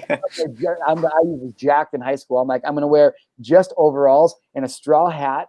And I'm going to fucking lip sync Kenny Chesney, She Thinks My Tractor's Sexy. And I want you guys to follow me around. Right. And so I'm fucking doing it. Songs on that. I jump off the stage. I'm in the crowd. At one point I sit in this like grandma's lap and I'm singing to her, have my arm around her. The whole audience is going nuts. Like, that's who I've always been. It's funny because the brochure that the senior girls made for us, they had to get bios. And so everybody's bios, like, picture them smiling. My bio's like, I'm like, somebody get me a rose. And I got a rose and I'm like posing with a rose in my mouth like this, you know? And it's like in the bio, like part of the thing was like, Marshall has his own business. It's a business where he'll come to your house and throw a party and he'll be the best time of your life, right? And so what I'm realizing, bro, is I'm like, man, all I've ever wanted to do is just help people have a good time. I love that. Wow. But somewhere along the line of learning entrepreneurship, I was programmed to believe that my self-worth was only as valuable as much money as I could make people. But what I'm acutely aware of all of a sudden yesterday with Adrian is that that's not my role. I'm literally just meant to help people create a space where they can unplug from their problems and their feelings and step into and actually have fun and enjoy themselves. But here's the thing, Kyle. This is the fucking dirty trick about it. And this is what's so happy. This is what's making me so happy about it. Is because this is the part that fulfills me. And you know too, I know that anybody that spends a week with Marshal Gillen, when they leave, they're going to be transformed. Not because of what I tell them to do, but because they're going to see my infectious energy and how I'm natural, how I just am. And they're going to see when we're walking by a fucking hummingbird, go, oh, are you kidding me? How cool is that? Or the cactus. Or the cactus or anything. Like, it's not because I'm better than anybody. This is just how God made me. And so I'm like, I told Adrian, I turned to him in that moment. I go, oh my God, bro. I go, I'm not supposed to coach or consult or sell anything. I said, I'm literally just supposed to host events. I said, Marshall Palooza is supposed to just be an event series. Like, I realize now, Kyle, that my job is to run this show and to host events. Not for nothing. No promise. I'm just telling you, if you come to this event, you're going to have the most fun of your life, period. And I experienced that. That was like the point. I point back to the retreat for like, I mean, even though I was like having anxiety because it was my, like, you know what I mean? It was new for me and all that, but I was still like, hey, like, bro, like we were playing basketball in the arcade and shit, bro. Like that shit was awesome. Yeah, that was fucking amazing. Fucking sick, we were bowling. Yeah. We were in the fucking game room, right? Dude, I'm telling you, fun. And so I realized yesterday, I was like, oh my God. I said, I'm supposed to make people have fun. Marshall Palooza, Labor Day party. Cool, bro. Let's have a Halloween party. Should we get a place in Sedona and have a Halloween party? A 3-day Halloween party. Cool, bro. How about we rent a penthouse fucking room in de Bellagio upstairs with a fucking hot tub jacuzzi and we have a fucking Super Bowl party, a 1-day Super Bowl party where we could go down and do sports betting. But like, you know what I mean? I'll vet the whole. Like, how about we have a New Year's Eve party? How about we host a fucking Cinco de Mayo? How about we fucking host a party for Black History Month? Like, how about we do something for like all the things? Like, Marshal Gillen is designed to help people fucking have fun and be happy.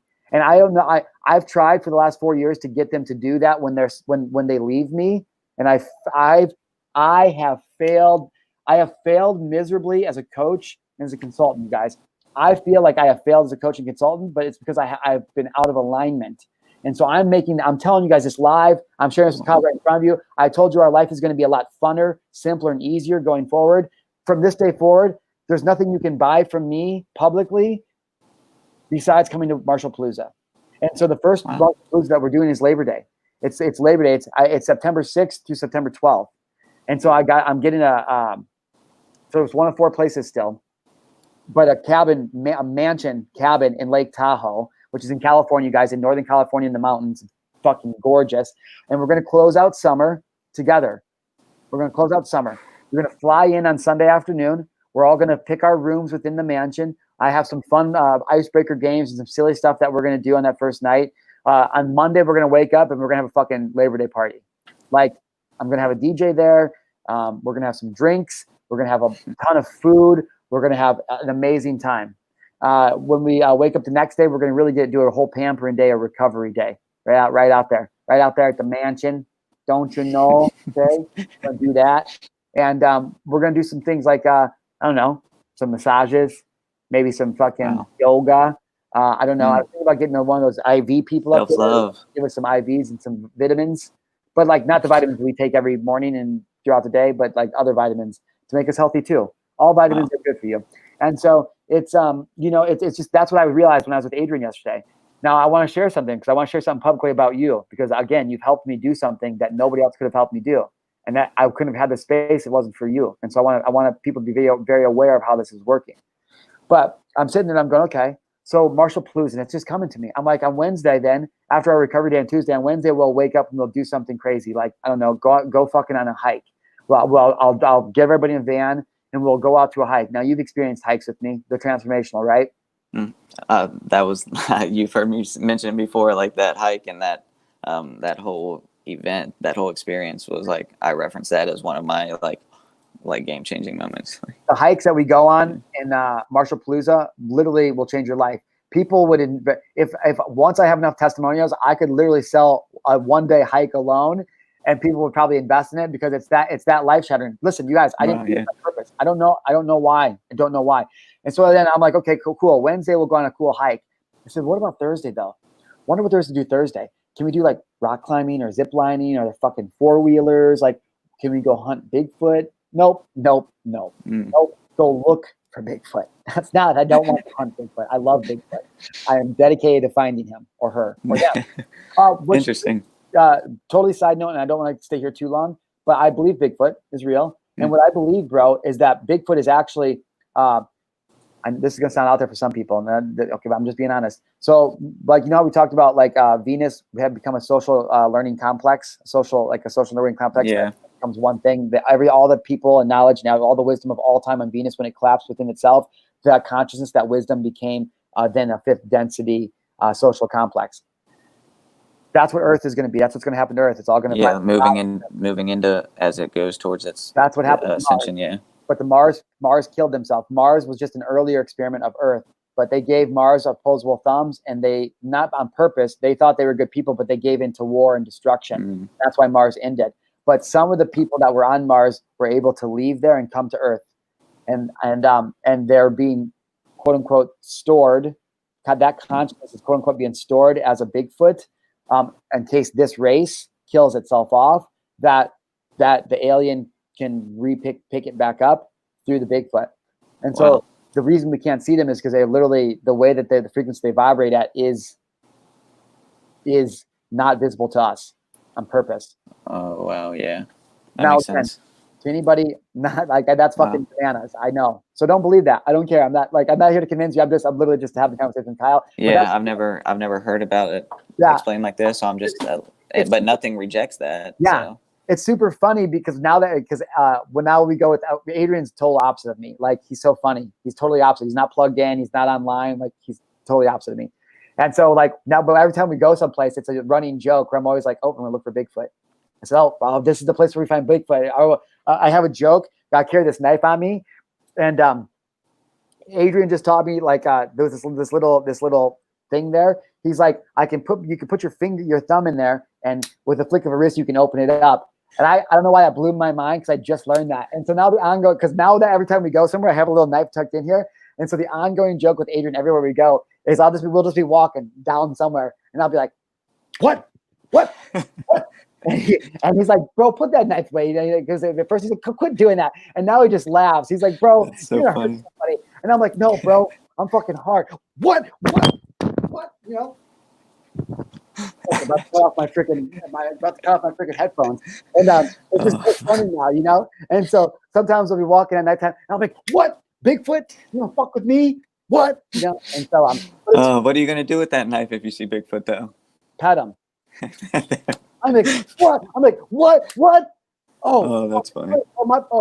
Bro, my bad. I love you. You know what I'm saying? That's what I want to do with all people. That's why we're starting Marshall Palooza. And so I'm like, I don't know, maybe on Thursday we'll go do something. We'll go do something active. Friday, the last day, I thought, you know what we should do? We should do a fucking nice little, because by that time, let's be real, we're all adults. We might want to just have another celebration because we're going to go home the next day.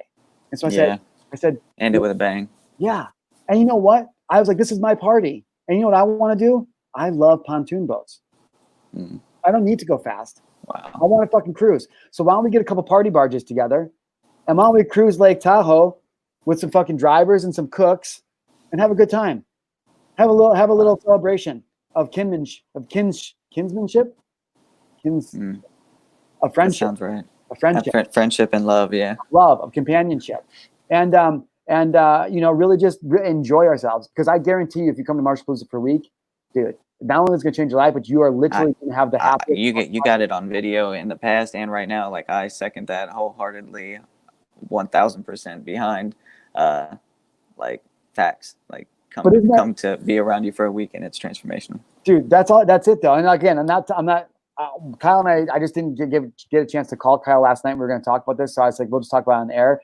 But that's it, bro. Like, that's what I'm realizing. I'm like, dude, I just want to host Marshall Paloozas because I'm good in real life, and I don't like selling stuff, and so I'm not going to anymore. You can go to marshallgillen.com and buy like merch.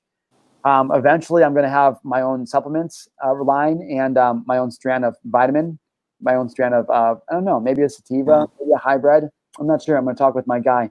I'm just going to do things I want to do. Like, I want to go to Tulum. Adrian and I want to go to the Yucatan, and we want to go like to Tulum. So we're going to put together a party for like, I don't know, maybe 5 or 10 of us that want to do the same thing. Obviously, these things aren't free, you guys. I'm going to vet and cure everything. But it's like, you know, like, who wants to go to Tulum? You know, hey, man, like, this is crazy, but I'm thinking about getting a PJ and flying from LA to New York for dinner. Does anybody want to do a mastermind on there, a business mastermind? Marshall Palooza Air. Wow. Air Palooza. I don't know. You know what I mean? No, but that's wow. I just want to create. I just want to create and help people. And it's so crazy because my friend Adrian yesterday, he's not like plugged in at all, bro. He's just completely different than me. And we're standing in the middle of the fucking creek yesterday. I'm holding those onions in my hand. And I'm just telling him out loud what I just told you earlier about, wow, the gratitude I have for this moment. I was in the most beautiful scene, bro, setting. It was so quiet. It was so beautiful. And I said, man, I want to share this with more people. He said, make a video, bro. And I was like, no, bro, because what I've been conditioned is that's not right. Especially with my ex-girlfriend. She would always be like, can't you ever just be present? Which was actually ironic because I was always very present. And sometimes I wanted to capture the moment because I was aware enough that was a story I could share. So over the last few years, I always programmed myself that, like, that's fucked up. Don't ruin the moment, blah, blah, blah, blah. But Adrian, of all fucking people yesterday, was like, bro, you gotta go with it. Like, if you feel the need to create, you need to create, Marshal Gillen. He's like, and Adrian's like a real hard ass guy. Like, he's not a touchy, emotional, feely guy. He's like, he grew up with a older brother that was involved in some fucked up stuff. And like, he's just a real hard dude. So this is a reformed man, right? A hardened man. And he was a state correctional officer in Joliet prison, which is a notorious Statesville, which is a notoriously just dangerous ass fucking place to work and to be locked up in. And he turns around, he's like, bro, you're a creator. He said, Marshal Gillen. He said, if you got to create, he said, you got to create. He said, don't let anybody else tell you that's not right or anything. And I didn't even bring it up. He looked at me and just started telling me this. Okay. That's how you know I'm in line. I'm this dude, right? And he's like, pull that out. He's like, he's like, don't worry about me. He said, don't ever worry about what anybody else says about you, bro. And so he starts walking away, and I said, do your thing. And so I fucking made a video about it. An awesome, like 6-minute video. And those are the kind of things I like to make. Right. And it's interesting because a week before, when him and I were in Yellow River in Iowa, camping in the middle of nowhere, he's the reason the Marshal Gillen show is this now, like what it is now. He's the reason, because I was telling him what I was scared of. I was telling him I was scared of. And he said, and again, he's like, are you kidding me? He's like, because he's grown up with me. He's like, that's bullshit. He's like, you're Marshal Gillen. He's like, you're the best at everything. You always have been. He's like, you just need to do that. He's like, that's what you're supposed to do, man. He's like, dude, spiritual wise and like creator wise and conspiracy wise, like Adrian he's where I'm at. He's where we're at, right? And so I'm like, dude, you're fucking right. And so when I came back that Friday, that's when the Marshal Gillen show took the new format, and we've been live ever since because of Adrian. Uh-huh. This is the important thing I want to share with you and what I learned from him yesterday or 2 days ago. So we're floating down the river 2 days ago on the kayaks, which again, I don't ever want to do the things he wants to do. We're at my apartment here. He wants to walk 1.5 miles to the park instead of drive. I say, no, Adrian, I'm not walking to the park. He's like, come on, man. And he just leaves. And I'm like, oh, fuck. Okay. And then we get back in the park and I'm like, bro, I'm so glad we walked. That was the best part of it. Yesterday, we got to a point in the trail where we had to get our shoes wet and actually get in the water. And I was like, I'm not getting in the fucking water, bro. And he gets in the water, just starts going. He's like, come on, man, stop being a baby. I'm like, I'm not getting in the water, Adrian. And he keeps walking. I'm like, oh, motherfucker. So I get in the water. We walk across the other side of the stream. That's where I found the onions, which ended up being the best part of my day. And then we decided to walk a 1/4 mile up the creek, which ended up being an even cooler part of the day. We got back in the truck and I was like, Adrian, I said, thanks for making me get in the water. I said, you always make me do the things that make me uncomfortable, but that help me grow, like starting my show, right? And this is what I realized as we were floating down the river the other day, which again, dude, I'm telling you, it's like clockwork. I get all of my work done, and all of a sudden the universe right around 1:30, I promise you guys, because I intend for the universe to bring me whatever it's going to bring me for the day. And so I have a schedule. Once I'm done with the schedule of working, which will be right around 1 o'clock, I'm telling you, Kyle, it's wild. Somebody will text me and they'll be like, yo, bro, let's go do this. And so Adrian texted me the other day. He's like, let's float down the river, kayak down the river. I'm like, oh, I don't want to kayak down the river for 4 hours. But I just said yes. Because I've been knowing. And so I'm floating down the river with him the other day and I'm looking at him and he's just laid out in his kayak.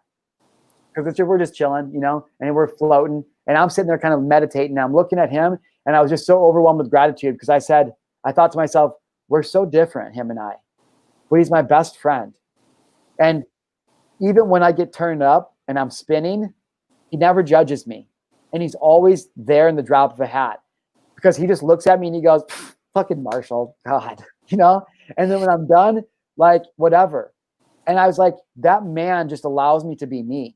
And he supports me as me and he accepts me as me. And that's the only thing I want. So why do I keep trying to find it in people that won't give it to me? And then in that instant, I thought about you. And then my other friend Dana popped in my head. Another friend of mine, Joshua Carter, popped in my head. And the four of you, I just realized, and I literally broke down crying in my kitchen this morning when I was thinking about it. And just a side note to anybody, if you ever feel like you're overwhelmed with gratitude, you want to cry, I recommend, because it's powerful for me, I literally drop to my knees 100% of the time.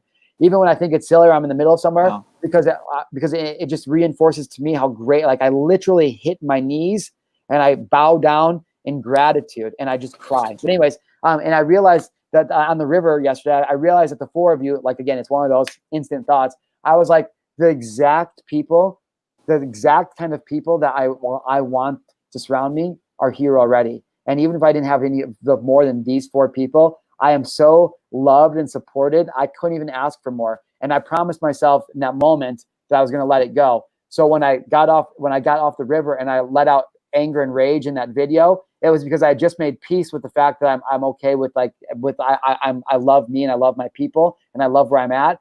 But there was an unhealed wound in there, which was, don't question my fucking integrity because you're questioning me.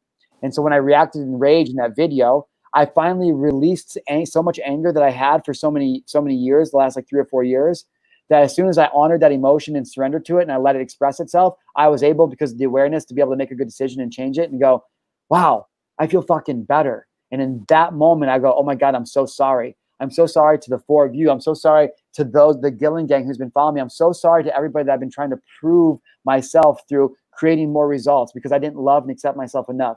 And that's what's going on in the world right now. It's the world where people are hurt by their past and they don't understand their process. And so they lash out. We talk about all the time. Anger is a proactive emotion to keep yourself from being hurt that you learned as a response to a trauma in your past life. I don't know where these words come from, bro. Goddamn words. And if they float from the water, son. And it's like, it's just crazy that more people don't have an opportunity to see that, to be able to hear that. And that's why we share this story. And that's why I share these shows, share this. That's why we have this show and I share these stories. See, as soon as I call myself out, God's like, Tap.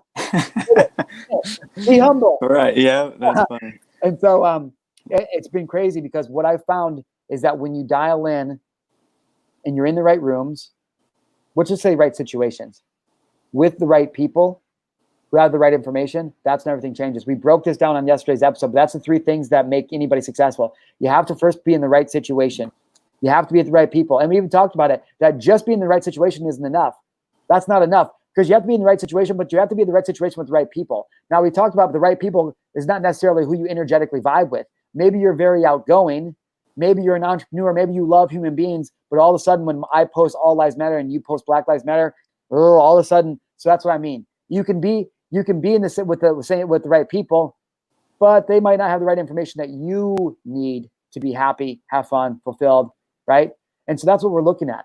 You need to be in the right situations with the right type of people who have the right information to get you where you want to go. Nothing is better or worse, right or wrong. It's just, how do you want to experience this human life? And so once you start to look at it like that, and you start to realize that you guys break it down from the basics like that, you can start to dial into the people who are going to help you make the kind of decisions that you want to make. Who in the life is having the success that you want to have? And how can you model what it is that they're already doing? That's why we created this show. And so I'm like, just inviting people. I'm going like, yo, dude, we should probably unplug from the system. And did you know that once you're willing to unplug from the system and you're willing to take a step back and go, okay, what is it that actually triggers me? And then once you find out what triggers me, you go, okay, what emotion does that trigger in me? Where else in my life right now do I also get that emotion? Oh, there's a new trigger. That's a trigger. That's a trigger. Wow, I didn't realize I had all those triggers. And then where or when is the first time I remember feeling that emotion? When's the first time I remember feeling rage? When's the first time I remember, Marshall, having your integrity questioned? Oh, shit. That was when I was fucking 8. And I did that thing where I fucking, I'm 7 years old. I'm like a little tiny boy. My stepdad has me out working like a grown-ass man, unsupervised on a fucking big-ass farm I don't know anything about. I'm a little boy. I'm pushing this like 500-pound feed cart full of fucking ground corn feed. I can barely push it. I'm 7, right? And there's big old fucking slots in these cement slats that line this farrowing house that, looking back on now, it was like 50 or 70 sows, and they're having litters, and we take them out and fill it up inside. And so I'm this little ass boy every night having to push this all by myself. I don't know where the fuck my stepdad is. I'm supposed to feed these animals, and it fucking tips over on me. I was trying to get around the corner. It tips over on my fucking leg. I'm lucky I didn't take my leg off. I'm fucking bawling. I'm crying. The feed cart spills over. It was almost full. Most of it goes down into the fucking under the slats where all the shit and the piss runs so they can slurry it out. And he runs out and get yelled at. I'm get screamed at. I'm crying. My leg is fucking hurting. I'm terrified because I'm 7. I grew up in a fucking town, right? And I'm getting screamed at and told how stupid I am and how worthless I am. I can't be left alone to do a goddamn thing. God, I can't leave you alone to do a goddamn thing right. That's what's being programmed into me, you know? And so it's like, okay, cool. You think about that thing. It's like, well, when is the first time I remember having my integrity questioned? And then you think about, okay, well, what's the next thing? Well, I start to remember it got even worse as I got into high school. And the more things that were really cool that I got to do, like a Mr. SHS, or go on a class trip, or go to a party after school, or go to the movies, which my mom was rooting me on, we were programmed to think that's fucking selfish. Why would you want to go to a town and party when you need to be working? You're so goddamn lazy. I got to do everything around here by myself, right? And so this is not about me. I'm not trying to make you guys feel bad for me, but how do you guys see yourself in my story? That's the thing, Kyle. Most people don't understand this. And so what happens is my rage, unless I fix it, will come out in whatever kind of experience is in the reality. And so if Donald Trump pisses me off because in my perception of him, he's the authoritarian that telling me I can't do everything. And I felt that originally from my stepdad. And I want to willingly stay ignorant. So I keep making the decision to only have a little bit of information, which I probably get from the mainstream media. And on that headline, I'm going to make my decision. And then when Marshal Gillen and Dillinger show up and go, yo, bro, hey, yo, girl, let me make a split. Did you know this? Let me share this information with you.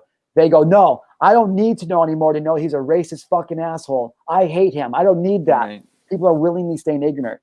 And that's why we make this show, dude, because once you can start to put yourself in situations with people who actually want the same things that you want, but they also have the right information, that's when everything changes. And so for me, bro, that's what I realized. That's what, if you want to help me build this business, obviously I want to keep going, but we'll talk about that off air because we can get more clarity about it. But like, that's the thing. I've been trying to create that space for people through coaching and consulting. and I've had results, but you know who suffered the most is me. And that's what most people do. They continue to suffer because they think that that's what they're supposed to do, because they think that they're validated in acceptance and will be loved if they help enough people. And then they get really mad and angry and frustrated and lonely because they realize that they never, that kind of energy is never reciprocated to them.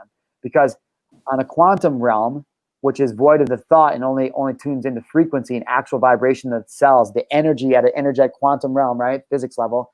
Mm-hmm. It shows that those emotions are not resourceful. And so to be able to attract the things that we want, we have to be able to create an emotion of acceptance and forgiveness and love and understanding and relatability.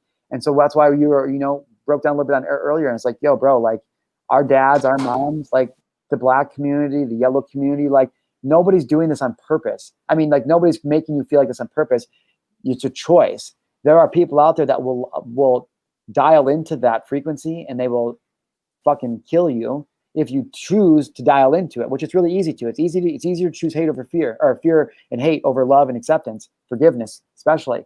But it's not right or wrong, this or that. It's just an opportunity. And so that's why we exist. Wow. I want you guys to you're making me, you're reflecting a lot in me, and I'm aligning with a lot of that. Like I've been, I have been avoiding certain information for that reason exactly. Yeah. And I feel like you don't want to break down the narrative that you've created in your head, because you're comfortable where you're at, and you might not be willing to accept what it is that you know is out there, because you don't know if you can handle anymore, because in your life you've always been given so much that like you're at a breaking point where like you just don't know if you can handle any news.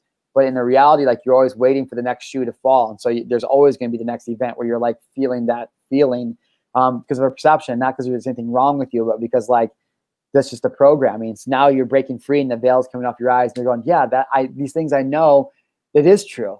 I can feel it. Damn, this all aligns. And that's what people are doing. But then they tune back into the media because they don't have friends like us. They don't have shows like us. They don't have friends like Adrian, like Joshua, like Dana, like Kyle. They don't have friends like that. And so they dial back in because it's easy. It's comfortable. At least they know what to expect, which is chaos. That's the only reason we go live every day, bro. Like, I'm not going to coach anybody anymore. I'm not consulting. Like, that time has passed. It is. It's gone. I'm not going to publicly sell that anymore. It's just not fun to me. I don't have fun doing that. I never have fun doing that. I have fun coming on here and doing this. This is fun. But after that, it's not fun for me. So what I do, bro, is I just travel in nature. You're making, you know, as well as I do, others might not, that I'm building consulting with my dad. We're getting it set up as we speak, but now it's like, now I'm starting to like, do I really want to be doing that? And I do, because I'm building something with my dad, but that's something me and him are going to have to talk about. Like, if we're going to be consulting or doing it in a different fashion. I wasn't happy. So what I'm going to do is host events. That's me. I'm Marshall Palooza. Like, first one's Labor Day weekend. We're kicking off the whole thing Labor Day weekend. I mean, literally, like, well, I'll actually, guys, I want to tell you, I'll tell you how Marshall Palooza started, and then we'll take a last commercial break real quick. I'm gonna grab a little bit more coffee and some water, and then why don't we share how Marshall Palooza literally started with the fucking, I literally got busted, and then we'll end the show today. We'll end on that note, and just give people some space and some time to maybe just process what we talked about today. You know what I'm saying? Yeah, which is something I need, so that'd be perfect. Well, what do you mean by that? Well, just like I'm just aligning with like a lot of what you're talking about, how we just talked about, like getting plugged back in and not being around people that are talking about those situations and things like that. So just a lot of reflections. People got to come out to Marshall Palooza and be around me and you, bro. I'm telling you, we'll fucking change your life. You guys, this is the Marshall Gillen Show. It's June 4th, Thursday. We will see you on the flippity flip. Got here with my boy, Larry, just hanging out. So check this out, guys. 2 years ago, I literally walked outside with my phone. I told you guys, check it out. This is my journey to becoming a highly paid public speaker. I don't know if it'll work. May fall flat on my face. I don't think I will. Over the last 2 years, you guys have seen me build a multi-six-figure business from scratch using just my mobile phone and social media, and learning how to use public speaking and storytelling to help people change their lives, help them make more money. And so I'm telling you guys this is because a lot of people reach out to me and they ask, Marshall, how do I do that? Well, first off, you have to understand that maybe you don't want to be a public speaker. Maybe you don't want to work online. Maybe social media and all of that is not the answer for you. But it doesn't matter what the details are of what you want to do or how you do it. What I want you to think about, though, is how do you achieve that? What are the action steps that you have to take to actually make that happen? And so for me, the two biggest things that changed everything for me was one, you guys hear me say this all the time, man. You've got to have the right information with the right people, right? You've got to have the right information, because if you don't have the right information to solve the problems that you need, you're never going to solve it. That's obvious, right? The second thing is you have to be in the right room with the right people. So it's not enough just to have the knowledge. You have to be in the right room with the right people. So what I'm going to suggest to you guys, and I'm going to challenge you guys, is to continue to get uncomfortable, continue to push yourself outside of your limits, continue to reach up, to leverage up. How do you meet higher level people? How do you build those relationships? How do you learn the information from the right people in the right room? If you guys start asking yourselves those questions, you're going to start having a lot more success in your life, a lot more fulfillment, a lot more joy, a lot more money too. Yo, what is going on, everybody? Welcome back to the Marshal Gillen Show.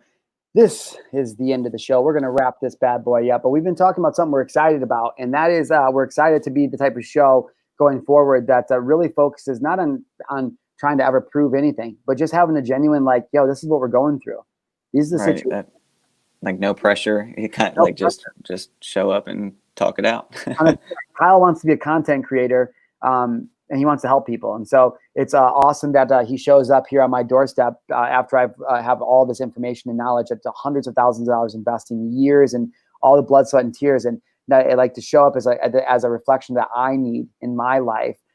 Is a small price to pay is to be able to mentor somebody like Kyle, because he's fucking smarter than I am. He's probably harder working than I am too.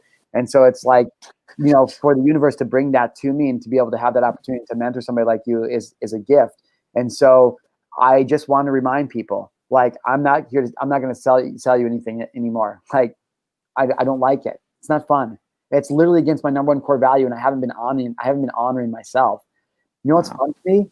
Fucking planning a week-long vacation for people. Like, you kidding me? You're gonna let me plan you a week-long vacation, bro, or fucking girl?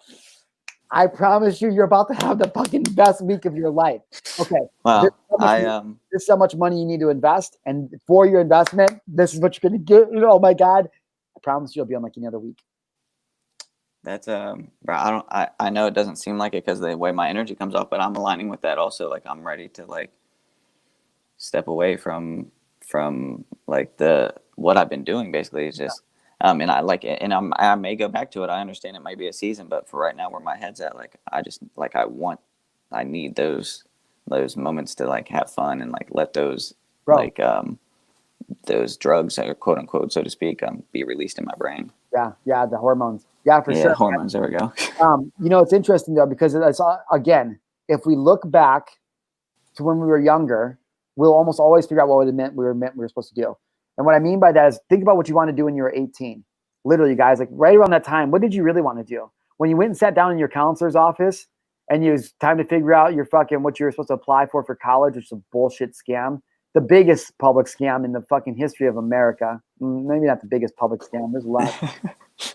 What's going on right now with the establishment. Yeah, they're all like in the same realm, same level to me. But dude, you know, what was I saying? Yeah, you can, looking back to when you were a child, you can almost always find. Oh yeah, dude, good job today, man. Good. Thank you. Yeah, if you look back to that time when you sat down in your counselors, I take a lot of vitamins. I do. I can't help it. I sometimes take a lot of vitamins, dude. Same. But same. We like it. If you haven't gone to MarshallGillen.com and got your Take Your Vitamins gear or your vitamin pack, go there. I have one. I keep all my vitamins in it because my zipper broke. It's on its way to the house. Yeah, I didn't order the vitamin pack on that one, but I do have some stuff coming that I'm super excited for. Dude, when it's a big European style one too. So I feel, maybe I'll just make a video of it. I feel like when I get it, like when it shows up at my door and I open it up, I wish the Drake song, "Oh You Fancy Huh," would come on, and like reality would happen in slow motion. It'd be like, "Oh you fancy huh? Oh you fancy huh? Hair done, hair done, nails done, everything." Like, you know what I'm saying? Like, my fanny pack. So anyways, you look back when you're 18, it's like there's that thing that we all want to do, but then there's that thing that we feel like we have to do to go make money or something like this. But if you really truly look back when you were like young, like what were you really up to?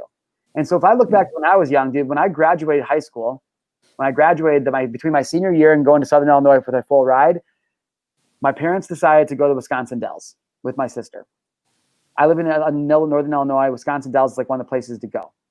We've gone there since we've been family forever and ever and ever. Like we've always gone there. This year I was a big boy and I decided, Mom, Dad, I'm not fucking going. I'm not going. I'm not fucking going. Or was it, I'm not fucking leaving. Wolf of Wall Street. I said, yeah, I'm not going. So I'm not going. And I don't know why. I have no idea how the fuck I got away with that because Phil hated me. My mom must have had to fucking finagle some shit. She was probably looking out. I don't know. Thank God. It was probably World War III. I don't even know how I don't know how my mind swung that for me. But anyway, so they leave and I'm like, we live out in the country. Big pool, big ass deck, hot tub, big huge yard, like bunch of stuff, fucking. But there was like ducks and geese and there's a few farm animals. Yeah. All the shit. And so I'm like, you know what? I'm hosting a party. Now, Old School had just come out, the movie Old School, and there's a scene in there where one of the characters throws a Mitchapalooza. And it's the re-releasing Mitch into the wild, right? Mitchapalooza. And Snoop Dogg's there. Snoop a loop. Hey, everybody, grab your hat. We're going streaking and do the quad and into the gymnasium. Anyway, Old School pops in my head. And in that moment, I'm like, oh my God, I'm having a party called Marshal Palooza. And so I got this big fucking bed sheet from Walmart, big ass bed sheet and spray paint cans and spray painted Marshal Palooza, hung it up, bro. And I had a fake ID. So we got fucking kegs of beer and I was texting some of my friends and we got a party together. And it wasn't just like a little party, bro. There was literally like probably over 120 kids out there, all kinds of them. It's spread. It's like a mini Project X. Dude, 100%. Up and down the country road that we lived on, there was like 120 people out there. So imagine we're in high school. I mean, imagine the cars. There was cars everywhere. They were just everywhere. I mean, it was crazy. And this is the nighttime, right? It's like a Saturday night. So cool, the neighbors across the way, which is like a little bit across the way, but like the only neighbor really out there, they probably got a little curious about what was going on over at the old Schneider residence. And saw a bunch of underage kids doing some drinking, doing some smoking of the pot. I didn't smoke any pot back then, which why would I? Because it was illegal. Oh, wait, I was drinking underage. So, well, we're having a party and a whole bunch of crazy shit goes down. Dude, I'm telling you, the original Marshal Palooza was maybe the craziest night of my life still. And I've done a lot of crazy shit, okay? I've done some crazy shit. And the original Marshal Palooza, that night, from the moment it started, when I got home, to a bunch of topless women laying out on my deck, okay? To when the last fucking person left the cornfield the next morning in soggy wet socks in the aftermath of what was a fucking essentially police raid. That was the craziest night maybe of my life. Wow. And maybe I'll talk about that tomorrow. Maybe tomorrow we'll actually share what happened. But the Marshal Palooza, the original one, I will just say that it was interesting because all I simply wanted to do was just host people and have a good time. And it just got out of hand. It just got out of my hands. But like I went to the fucking grocery store and I got like steaks and these fresh vegetables and herbs and stuff. And like I got a keg of beer and like I got some pool toys and everything was like I was set up for people just to have like towels all like set up to just have a good time. And then people showed up and fucked it up and like, got out of control. But that's how Marshal Palooza was born. We're going to have a much more responsible one, a much safer one, and a much more transformational one come Labor Day. But if you guys are curious, you guys can text me. You guys know the number. It's 833-222-2694. Just shoot me a text if you guys want. Or you guys can literally go to my website, marshalgillen.com, and get more information about it. But we're going to have to vote. So maybe tomorrow what we'll do, bro, is we'll let people vote. We'll say, do you want to do number 1? Do you guys want to do number 2? You guys want to do number 3? You guys like number 4? Maybe I'll take some vitamins all day and I'll come up with like a 6, 7, and 9. Hey, so far out of the quick glance, number 3 was my vote. Number 3 with the mouth? Yeah. You notice how I didn't say 8 when I counted? No. You know why? Why? Because 7 jumped over 8 and knocked 9 out. Okay, dad joke. Dude, I got dad jokes all day. Here, I'll tell you another dad joke. 3 strings walk into a bar. Okay? You said 3 strings? I don't remember the joke. I haven't told it in a while. The string joke is my go-to joke for grandparents. Now I can't it goes. Remember for tomorrow. Oh, so 3 strings walk into a bar. Okay, sit down. Bartender walks up to him, says, "Hey, yo, you guys can't drink here. No strings allowed. Look at the sign. No strings allowed. You guys got to go. No strings drinking in here." So the strings walk outside. They're really bummed out. They're like, "That's not fair. He's prejudiced against strings, right?" The 1 string is like, "I've had enough." He's real mad. So what he does is just watch this. He twists his body up. He contorts it. He twists it all around within itself. He takes the end of the string and he puts it all up and he freaking like spikes it all up so it's sticking out. And he walks back in. His friend's like, "Oh my God, what are you doing?" String walks back in. He sits down. He orders a beer. Bartender comes up to him. He says, "Aren't you the string I just kicked out of here?" He said, "No, I'm afraid not."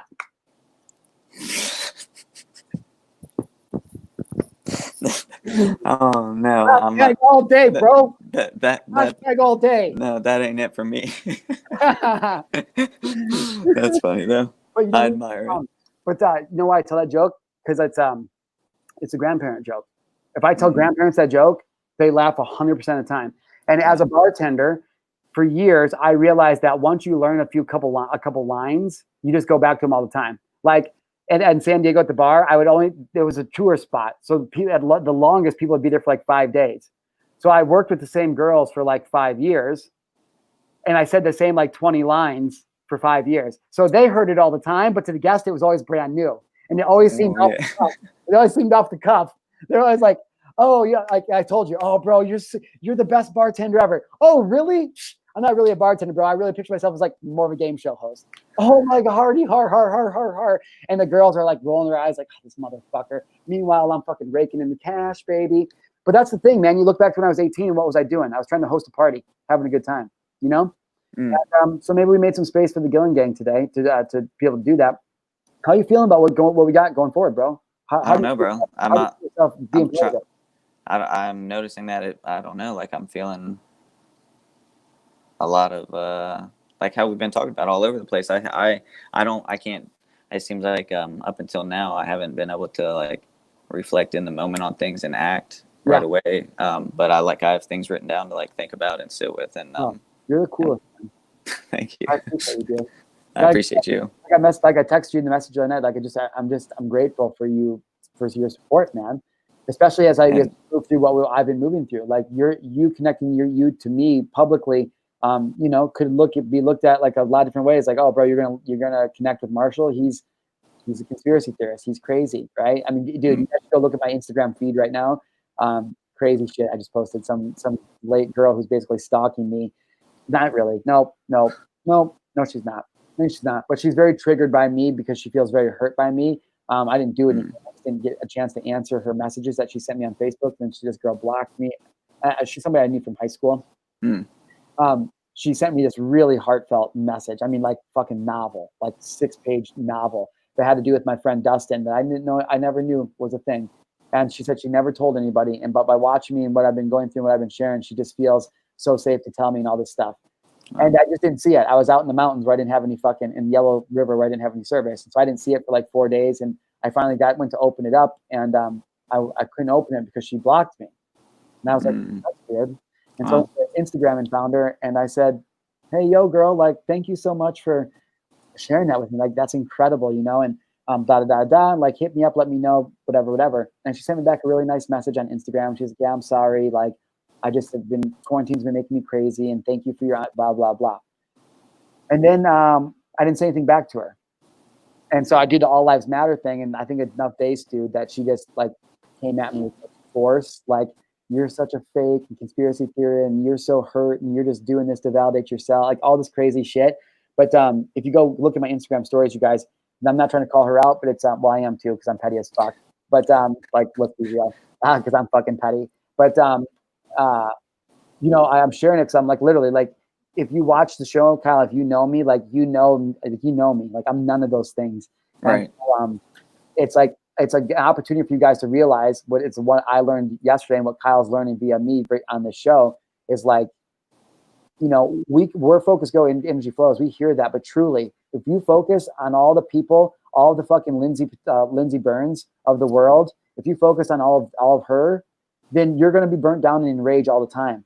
But when you wake up because of the habits and rituals that you create to be productive, to be successful, to become wealthy, to be happy, when you wake up and do those every day, you start to realize that your energy is very valuable and you don't want to waste it on stupid shit. So you start to go out and find yourself other people that are like you, because you realize most people around you aren't like that. And then once you find those people, you just start to talk and have ideas and you're like, holy fuck, I didn't think about this. Let's do that. And that energy feeds off themselves. And that's why people like us get together. That's what we're talking. So it's not about being better or worse, but it's also not about, I am not, sorry, Kyle, I'm not lumping you in with it. I'm not going to play into the race card, the white privilege thing. I'm not hearing it. And not because I don't respect it. Well, I mean, I don't, because the Black Lives Movement was created by a white racist to do exactly what's Right. doing. And I believe, like, so this is me reflecting, like, as you're talking, I don't align with anything that's going on either, like, through my journey. So, yeah, like, it's kind of how I mentioned, like, I can't focus on that. Like, I'm shifting focus.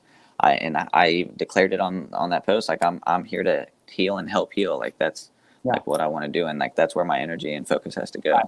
I mean, people want to fucking, I agree 100%. And like, so where does your focus want to go? So for example, like one of the reasons I've been so upset, and you know why, and I've been saying on the shows, is because it's like, I'm not going to take a day off from what I'm already fighting for. Like, just because you know what I mean?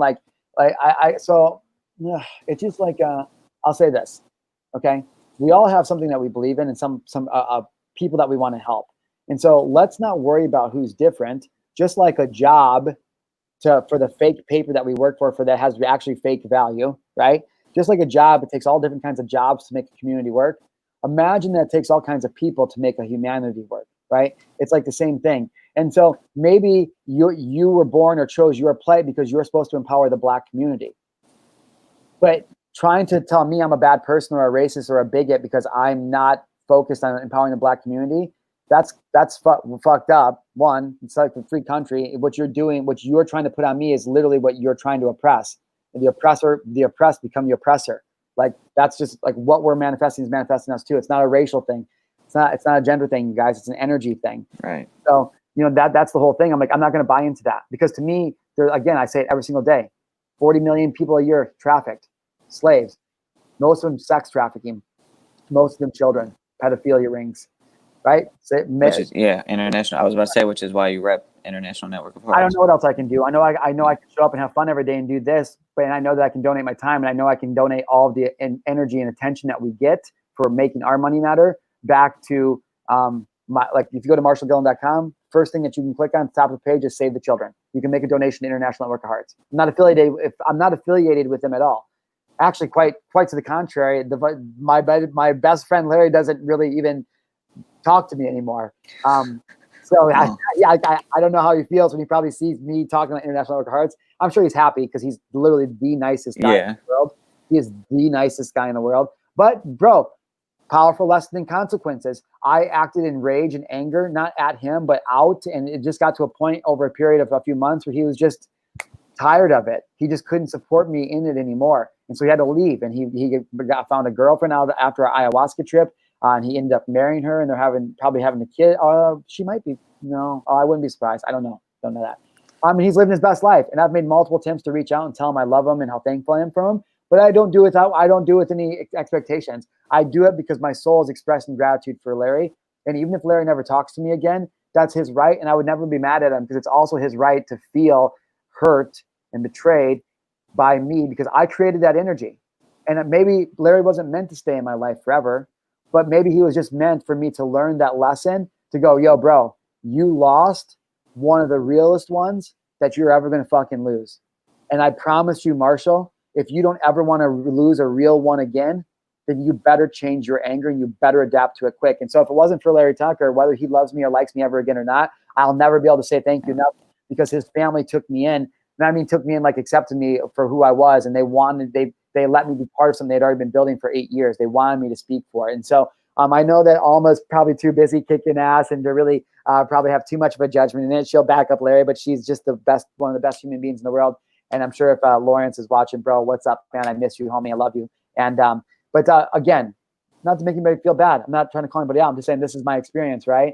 And if you don't want to fuck up your friendships, then you should really pour into them or your communities. Like, pour into them without expectation, because you know it feels good when somebody does that to you. You know what I mean? Mm. Wow. I was at a fucking restaurant last night, left my wallet, left this sitting on the table. as I was walking out of that bar, one of my best friends was walking in, Joshua Carter, one of the guys I mentioned earlier, him and his wife with their kid. I don't know why they were there to go eat in that patio. I mean, it was just random. They had to drive all the way in. I'm like, no way, bro. Cool. Good to see you. I get home. My buddy Adrian drops me off. I get home. I don't have a car there. And I realize I don't have my wallet. And I'm like, fuck. I'm like, I'm just going to text Carter real quick and see if maybe he'll see if it's just there. And then I'll figure out how to get back down there. Or I'll just go see Carter tomorrow. So I text him. I'm like, yo, bro, really weird question. Hate to bother you. I know you're with your family. I'm like, could you just walk over to the corner of the patio table and see if I maybe left my wallet over there? I get a picture. I get like a couple seconds later, I get a picture of him holding it. It says, it's safe. And I go, bro, perfect. I live like, I don't know, maybe like a quarter of a mile from that place. I go, perfect, bro. I'll walk down there right now. I'll be down there as fast as I can. He's like, no, bro, I'll slide through. So this man who was there with his wife and their kid and one of their wife's friends, he having a good time, just got to the patio, gets up, no questions asked, gets in his car. Hey, hon, I'll be right back. Well, we're ordering dinner. We're getting drinks. Like, yeah, I'll be right back. Watch crew. I'll be right back. Like, you know what I mean? Gets in his car, drives down, calls me, driving around the apartment complex trying to find me. Finally come out. I run outside. He pulls up. He's like, here you go. We have a little conversation. He drives off. The only thing I'm saying is that's when I broke down and started crying when I got upstairs. So I was like, these are the people I have in my life. Like, these are the Kyle Dillingers. These are the Joshua Carters. These are the Dana Dietzes. These are the Adrian Lopez's. And right now I only have 4, but I know that there's people that are watching this, listening to this, that are those people too. We just haven't had a chance to meet yet. The Rich Pharaohs, the Denises, the Lindsays, the Evelyns, like those people like that are like us. All different races, all different genders, all different economic status. Like, all of us just in the Gillen Gang wanting to make a difference. And like, we know that to make a difference, leadership is just showing up and how we show up and the energy that we create. So if you want to go protest, riot, and loot, like, I'm not going to tell you you're wrong. I'm just not going to say I support that, because I don't support it. Right. My energy. Yeah. I'm noticing, like, I'm reflecting now, like, what have I spent my energy on? And yeah, it's like, I haven't been resourceful, and and I'm seeing it. Like, that's what I'm seeing come out. It's like, it's cool, right? Yeah, cool. And like, yeah, it's like, fuck. Like, well, it's okay, but you can be careful, because that's what happens with a lot of people. And I know you know this, but let me just reflect it back to you. A lot of people will become aware of the problem, and it gets them down because they're subconsciously programmed to guilt and shame ourselves from our past limitations and traumas that we haven't healed. And so when we find out, when we become aware of that, we get down on ourselves. We're like, fuck, because now we're like, fuck, we have a problem. We had to admit to ourselves, and that almost compounds it. The key is not judging yourself for the awareness. I'm a pain in the ass, and I've done it to you, and I do it to everybody. I'm always like, well, I know, but like, wait a second. Like, just the awareness in and of itself of the problem. Like, are you kidding me? I'm like, how fucking cool is that? I said, when you went to bed last night, you didn't even realize what the fucking problem was. You were just angry and mad. And now you woke up and you fucking tell me you know what it is? Like, that's fucking sick, because now we know what to fix. You get it? And I'm like, right. And so, like, I know that you know that, but that's why I love having. But I seem to like keep noticing that though also. So yeah. I'm like noticing that I'm noticing that. Yeah, like that's it, dude. I've told you, I started my journey when I was 27. Literally, like I was dating probably the love of my life. I don't know if I've still ever healed from that. I was dating probably the love of my life, and I was wasted. I was being the Dr. Joe. I was Mr. Hyde. And I was wasted, 27 years old, drunk as fuck, had to be picked up by my girlfriend, who wasn't a drinker at all, from a bar in Coronado, because I was drinking with some coworkers from another bar that we worked at on the island. And she was not happy. This is a pattern that I had done. And she just said, listen, Marshall, like, I love you, and I want you to stop being a dumb fuck. But you don't have to stop being a dumb fuck. You just have to stop being a dumb fuck to be with me. And that whole thing kind of started to change. And so all I'm saying, dude, is that, like, it wasn't that long ago that I was like where you're at, except I was exponentially further behind than you. And not that I'm trying to compare our journeys. I'm just saying, don't be so hard on yourself, bro, because you're so goddamn close. You have no idea. And I'm only telling you from experience, based on how well I've gotten to know you. Like, we're close. And I'm going to help you through this whole entire thing. So, like, don't even. Thank you, brother. I appreciate you. We're in this together. I want you to leave me. Like, I don't want you to be the co-host of this show forever. Not yeah. You, but and like, that's literally what I would like. I'm starting to like feel. I was like, oh wow, it's like, and you talked about me getting my own and then streaming it from Marshall TV. I was like, oh, that's the setup. I'll help you build your platform. Yeah. I'll help you do whatever you want. Like, if you guys, anybody goes back and watches my content from even 4 years ago, the number one thing I've always said, I'm like, I can't wait for you guys to outgrow me. I can't wait until the day that you don't tune in anymore. I mean, not to the show, because you guys, this is just entertainment. It's different. It's changed now, but I really mean that. I was like, I don't want you guys to I want you guys to get better coaches. I want you guys to get better consultants. I want you to outgrow me because it means I've done my job. Marshal Gillen, literally the only fucking purpose that this avatar has on this earth is to spark a spark of fire inside you that makes you realize that you are enough and you are forgiven and you are supported and you are loved. That's it. That's all I'm meant to do. And my gift is to spark that. And when you go away, the tinder that I give you to build the flame, it's enough heat to keep you going. And then my job is to show up every day. So the people that I give the ember to, when they need to plug back in, they plug back in for a little bit and then they come and go. So my job is to show up every day, whether we have 5 viewers or 500 viewers, 5,000 viewers, it doesn't matter. I still have, this is just my job. And I love it because this is me. You know what I mean? And so Kyle, I can help you get there. And that's the same thing, though, I think is so powerful for everybody to understand, is that this is not about Marshal Gillen. Like, dude, Kyle, nobody's going to remember us in 500 years, 1,000 years best, even if we're rock stars. I mean, if we get to Jesus Christ level, we're remembered for 2,020 years right now. Okay. Right. We have Jesus Christ to reach 2,000. Okay. That's like Hall of Fame right now. Yeah. I don't know motherfuckers that are that. Even if fucking Hitler's not that, like, you know, and that one, Right. destruction, right? And people that do harm are like, everybody wants to fucking tweet and talk about that shit. So it's like, if even the most evil man of history in all time hasn't even remember that long yet, you're like, oh, Marshall, he hasn't been that long. Trust me, bro. Light always overcomes evil. Yeah, it's gonna fade out. Always. And so what I'm saying is, listen, not to be a dickhead, but what you're doing doesn't matter. It doesn't. Right. What matters is the energy you create. So in a way, what you're doing does matter, but it's a matter of who are you being? Who are you being? Who are you being today? Who are you being, and are you happy with who you're being? Not what you're doing, because who you're being will lead to inspired action that will allow you to do. And that's the key that everybody misses. They wake up and go, what do I got to do today so I can have all things I want? Nah, man, who do you got to be today? And how can you wake up every day and practice the habit to create the rituals to be the person you want to be every day? And if you be that person every day and then you pretend to be the type of person that gets to accomplish the goals that you want, then you'll get everything you want in life. So that might offend some people, because I'm not saying fake it till you make it. I'm saying pretend. So I want to have a #1 talk show where I only have to go to work for 2 days, and that platform is so powerful that I can just put branding and marketing stuff on it, and people pay me for that. And then I can just host parties every now and then, and I can make that. And then from that cash right there, I can pour that into cash producing assets, like making Top Paid Speaker a separate entity that has nothing to do with me at all and runs completely on digital marketing, and a whole other team that just takes care of it and does it to 7 figures. Taking money from my advertising platform, the Marshal Gillen Show and Marshall Palooza, and using that to pour into Airbnb rental properties, to pour into storage units. I don't know, fucking Adrian has me talking to maybe wanting to fucking buy a rock quarry. Like, how the fuck do you start a rock quarry? Like, you just buy the land and just decide, you just put in a fucking weigh scale and just start digging? Like, what are the licenses and zoning? How much money is in a fucking rock quarry? Am I pillaging Mother Earth and raping her resources? Maybe, some would say. I don't know. Some would also say I deserve that marble fucking floor in my mansion. Who's to say what's right or wrong? This human experience is here for you to decide, and that's what the Marshal Gillen Show is bringing you every day. Brother, do you want to share anything before we get off? I don't know. It sounds like I do know. It sounds like we're working towards me, like, getting my show set up and like getting that rolling. Yeah, well, whatever it is to you, and that's it. Like, it's just a springboard. I'm just here to support you, bro. And so we talked about working together in coaching. And now we worked out. We're like, you know what? We're just going to kind of prop each other up, and I'll help you build your shit. Like, I'll let you be on my platform as I spend money behind it, and just not because, again, when people hear that, they might go, oh, Marshall's, no, dude, it's not, we're equal. I just have a skill set, and I'm going to help him amplify it, because the skill set that he has is the space that he's able to hold and how he shows up for me. And that, to me, is, how could I ever repay him with a fucking skill set like that? Mine. The only thing I could do is be a friend. And right now, being a friend means offering the knowledge and experience I have to help him change his life.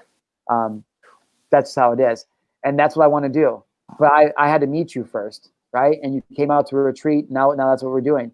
Like, it's not that hard of a concept. We all fucking want to put on our own. Like, you know what I'm saying? It's like, we don't fucking go out in public and be like, oh, yo, let me help all these. Like, we want to fucking protect our team. Everybody's the same, our family. So I started the Gillen Gang, because I'm like, I'm not just going to help everybody. I need to know that people really want to help themselves. And so if you come out and meet me, and we can fucking see each other, then cool. Otherwise, get the fuck out of my way because the Gillen Gang is going to the top. What do you say? Give me the rock. Pass me the ball. I'm like, give me the rock. Get out of my way. Man. Give me the fucking rock. Tell me to play. Yeah. Out of the way, man. Let me roll, dude. It's time, man. That's what's up. That's who we are. Gillen Gang. Text Gillen Gang to 833-222-2694. Join us every day. We're never going to be on this Facebook channel again. This is a total mistake. I'm on my personal profile today. Only because I took some vitamins, or I think I was taking some vitamins while I was trying to do all the technology, and I uploaded on my personal profile instead of my Facebook business profile. So I have to download this video and upload it as a replay and all things today. Not a big deal, but yeah. Cool. Oh well. So if you guys shit sales. Go join us on a real platform. Right. We're only what 50 subscribers for you, I think. 50. Oh, right here, 51. Hey, let's tell them one more time, bro. So what we've been talking about is you guys. I'm just gonna start throwing events. So my first one is literally September 12th. Nope, that's not true. September 6th through September 12th, we're having a Labor Day party vacation. Okay, so we fly in on Sunday night, we party on Monday. We have a whole list of activities and fun ass things to do. Literally, it's going to be the best and most fun, happiest fucking vacation of your life. That much I promise you. And we're going to leave Saturday morning with a whole bunch of new friends and some new ideas and some skills created. And so it's going to be awesome. It's literally going to be unlike anything else you've ever done. This is for people who are active. This is for people who lead an active lifestyle, and for people who like to be outdoors. This is for people who lead an active lifestyle and who like to be outdoors. This is for anybody who's 21 years or older. This is for people who don't have a problem in partaking or with being around alcohol on Labor Day weekend and or plant medicine. This is for people who are open to just hanging out, for putting our swords and our shields down, for putting our business talk down, Oh yes. for putting our masking, our framing, our positioning, for all of you motherfuckers that just can't unplug and just enjoy yourself. Let me do it for you. Let me help you create the experience for you. I'm the best at it. And I have this feeling, Kyle even said that earlier in the show, it's like, I'm telling you guys, man, not only are you going to have the happiest and funnest week of your life, you're going to transform. I promise you. To be around me is transformation, because that's the way God has made it for me to be. And so if you come out to Marshall Palooza, some people might be going, dude, some people though, bro, well, tell me, what do you think when you see this? When I see what Marshall Palooza, like being born? Yeah, what do you think? Well, what do you see the sign and you think about this, you hear this, what comes to your mind? Oh, that's just like, to me, looking at that is like just fun and having a good time, free spirit type, tripping out. Yeah. Yeah. Well, we probably won't be tripping out on anything. No, yeah. We'll be having some drinks on one of the days, and probably on the pontoon boat. Like, we're just going to be living as adults, having a good time. Like, that's it, man. And so if you know you've been having trouble doing that, man, like, I'm just going to get back to doing what I've always done, which is just hosting people. And so some people are going to wonder, like, oh, what about the COVID? I will say this. If you're worried about the COVID, I love you and I respect you, and I don't want to change your mind. And I think that you should stand for your beliefs based on the knowledge that you have. If you're not happy with the feelings that you're feeling, maybe just do a little bit more research and see if you can find something that might be able to give you some more ideas to how you can quell that anger, and you might find out some more stuff. But for anybody who's looking at Marshall Palooza and going, no, dude, by September, Marshall, do you think we'll be open? Like, do you think that, like, for anybody that is thinking that, God bless you, but you're probably not the right fit for this type of event, especially for a week. And so if you're worried about catching COVID or being out of the house in the mask, I love you and I respect you, but this is definitely not the week-long event for you. For those of you who are going, okay, Marshall, well, what about the regulations? Guys, don't worry about the regulations. Literally, I'm just going to be renting an Airbnb mansion. Like, I have 1 of 4 places narrowed down, and I'm going to start a whole contest that we're going to roll out here in a while. But I'm going to rent an Airbnb, so we're going to be good.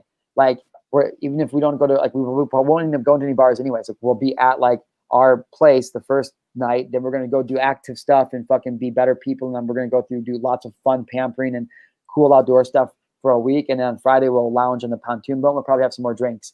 I know I probably will. And so, like, if you're into that, you should look into it. Yeah. I usually partake in drinking like probably once a year or something, and that'd be probably the or it sounds like that'll be the week that I partake in it. Damn. Just let loose, have a good time for one day. Let's go. Let's go. Bro, thanks for joining me today, man. If you guys are tuning in, I want to say, Thank you, bro. tell a friend. Don't forget to share this with somebody who might get some value out of it, who might be like, yo, this is good. I really appreciate you guys doing this. I really appreciate you guys making space for us. Or maybe they won't. I don't know.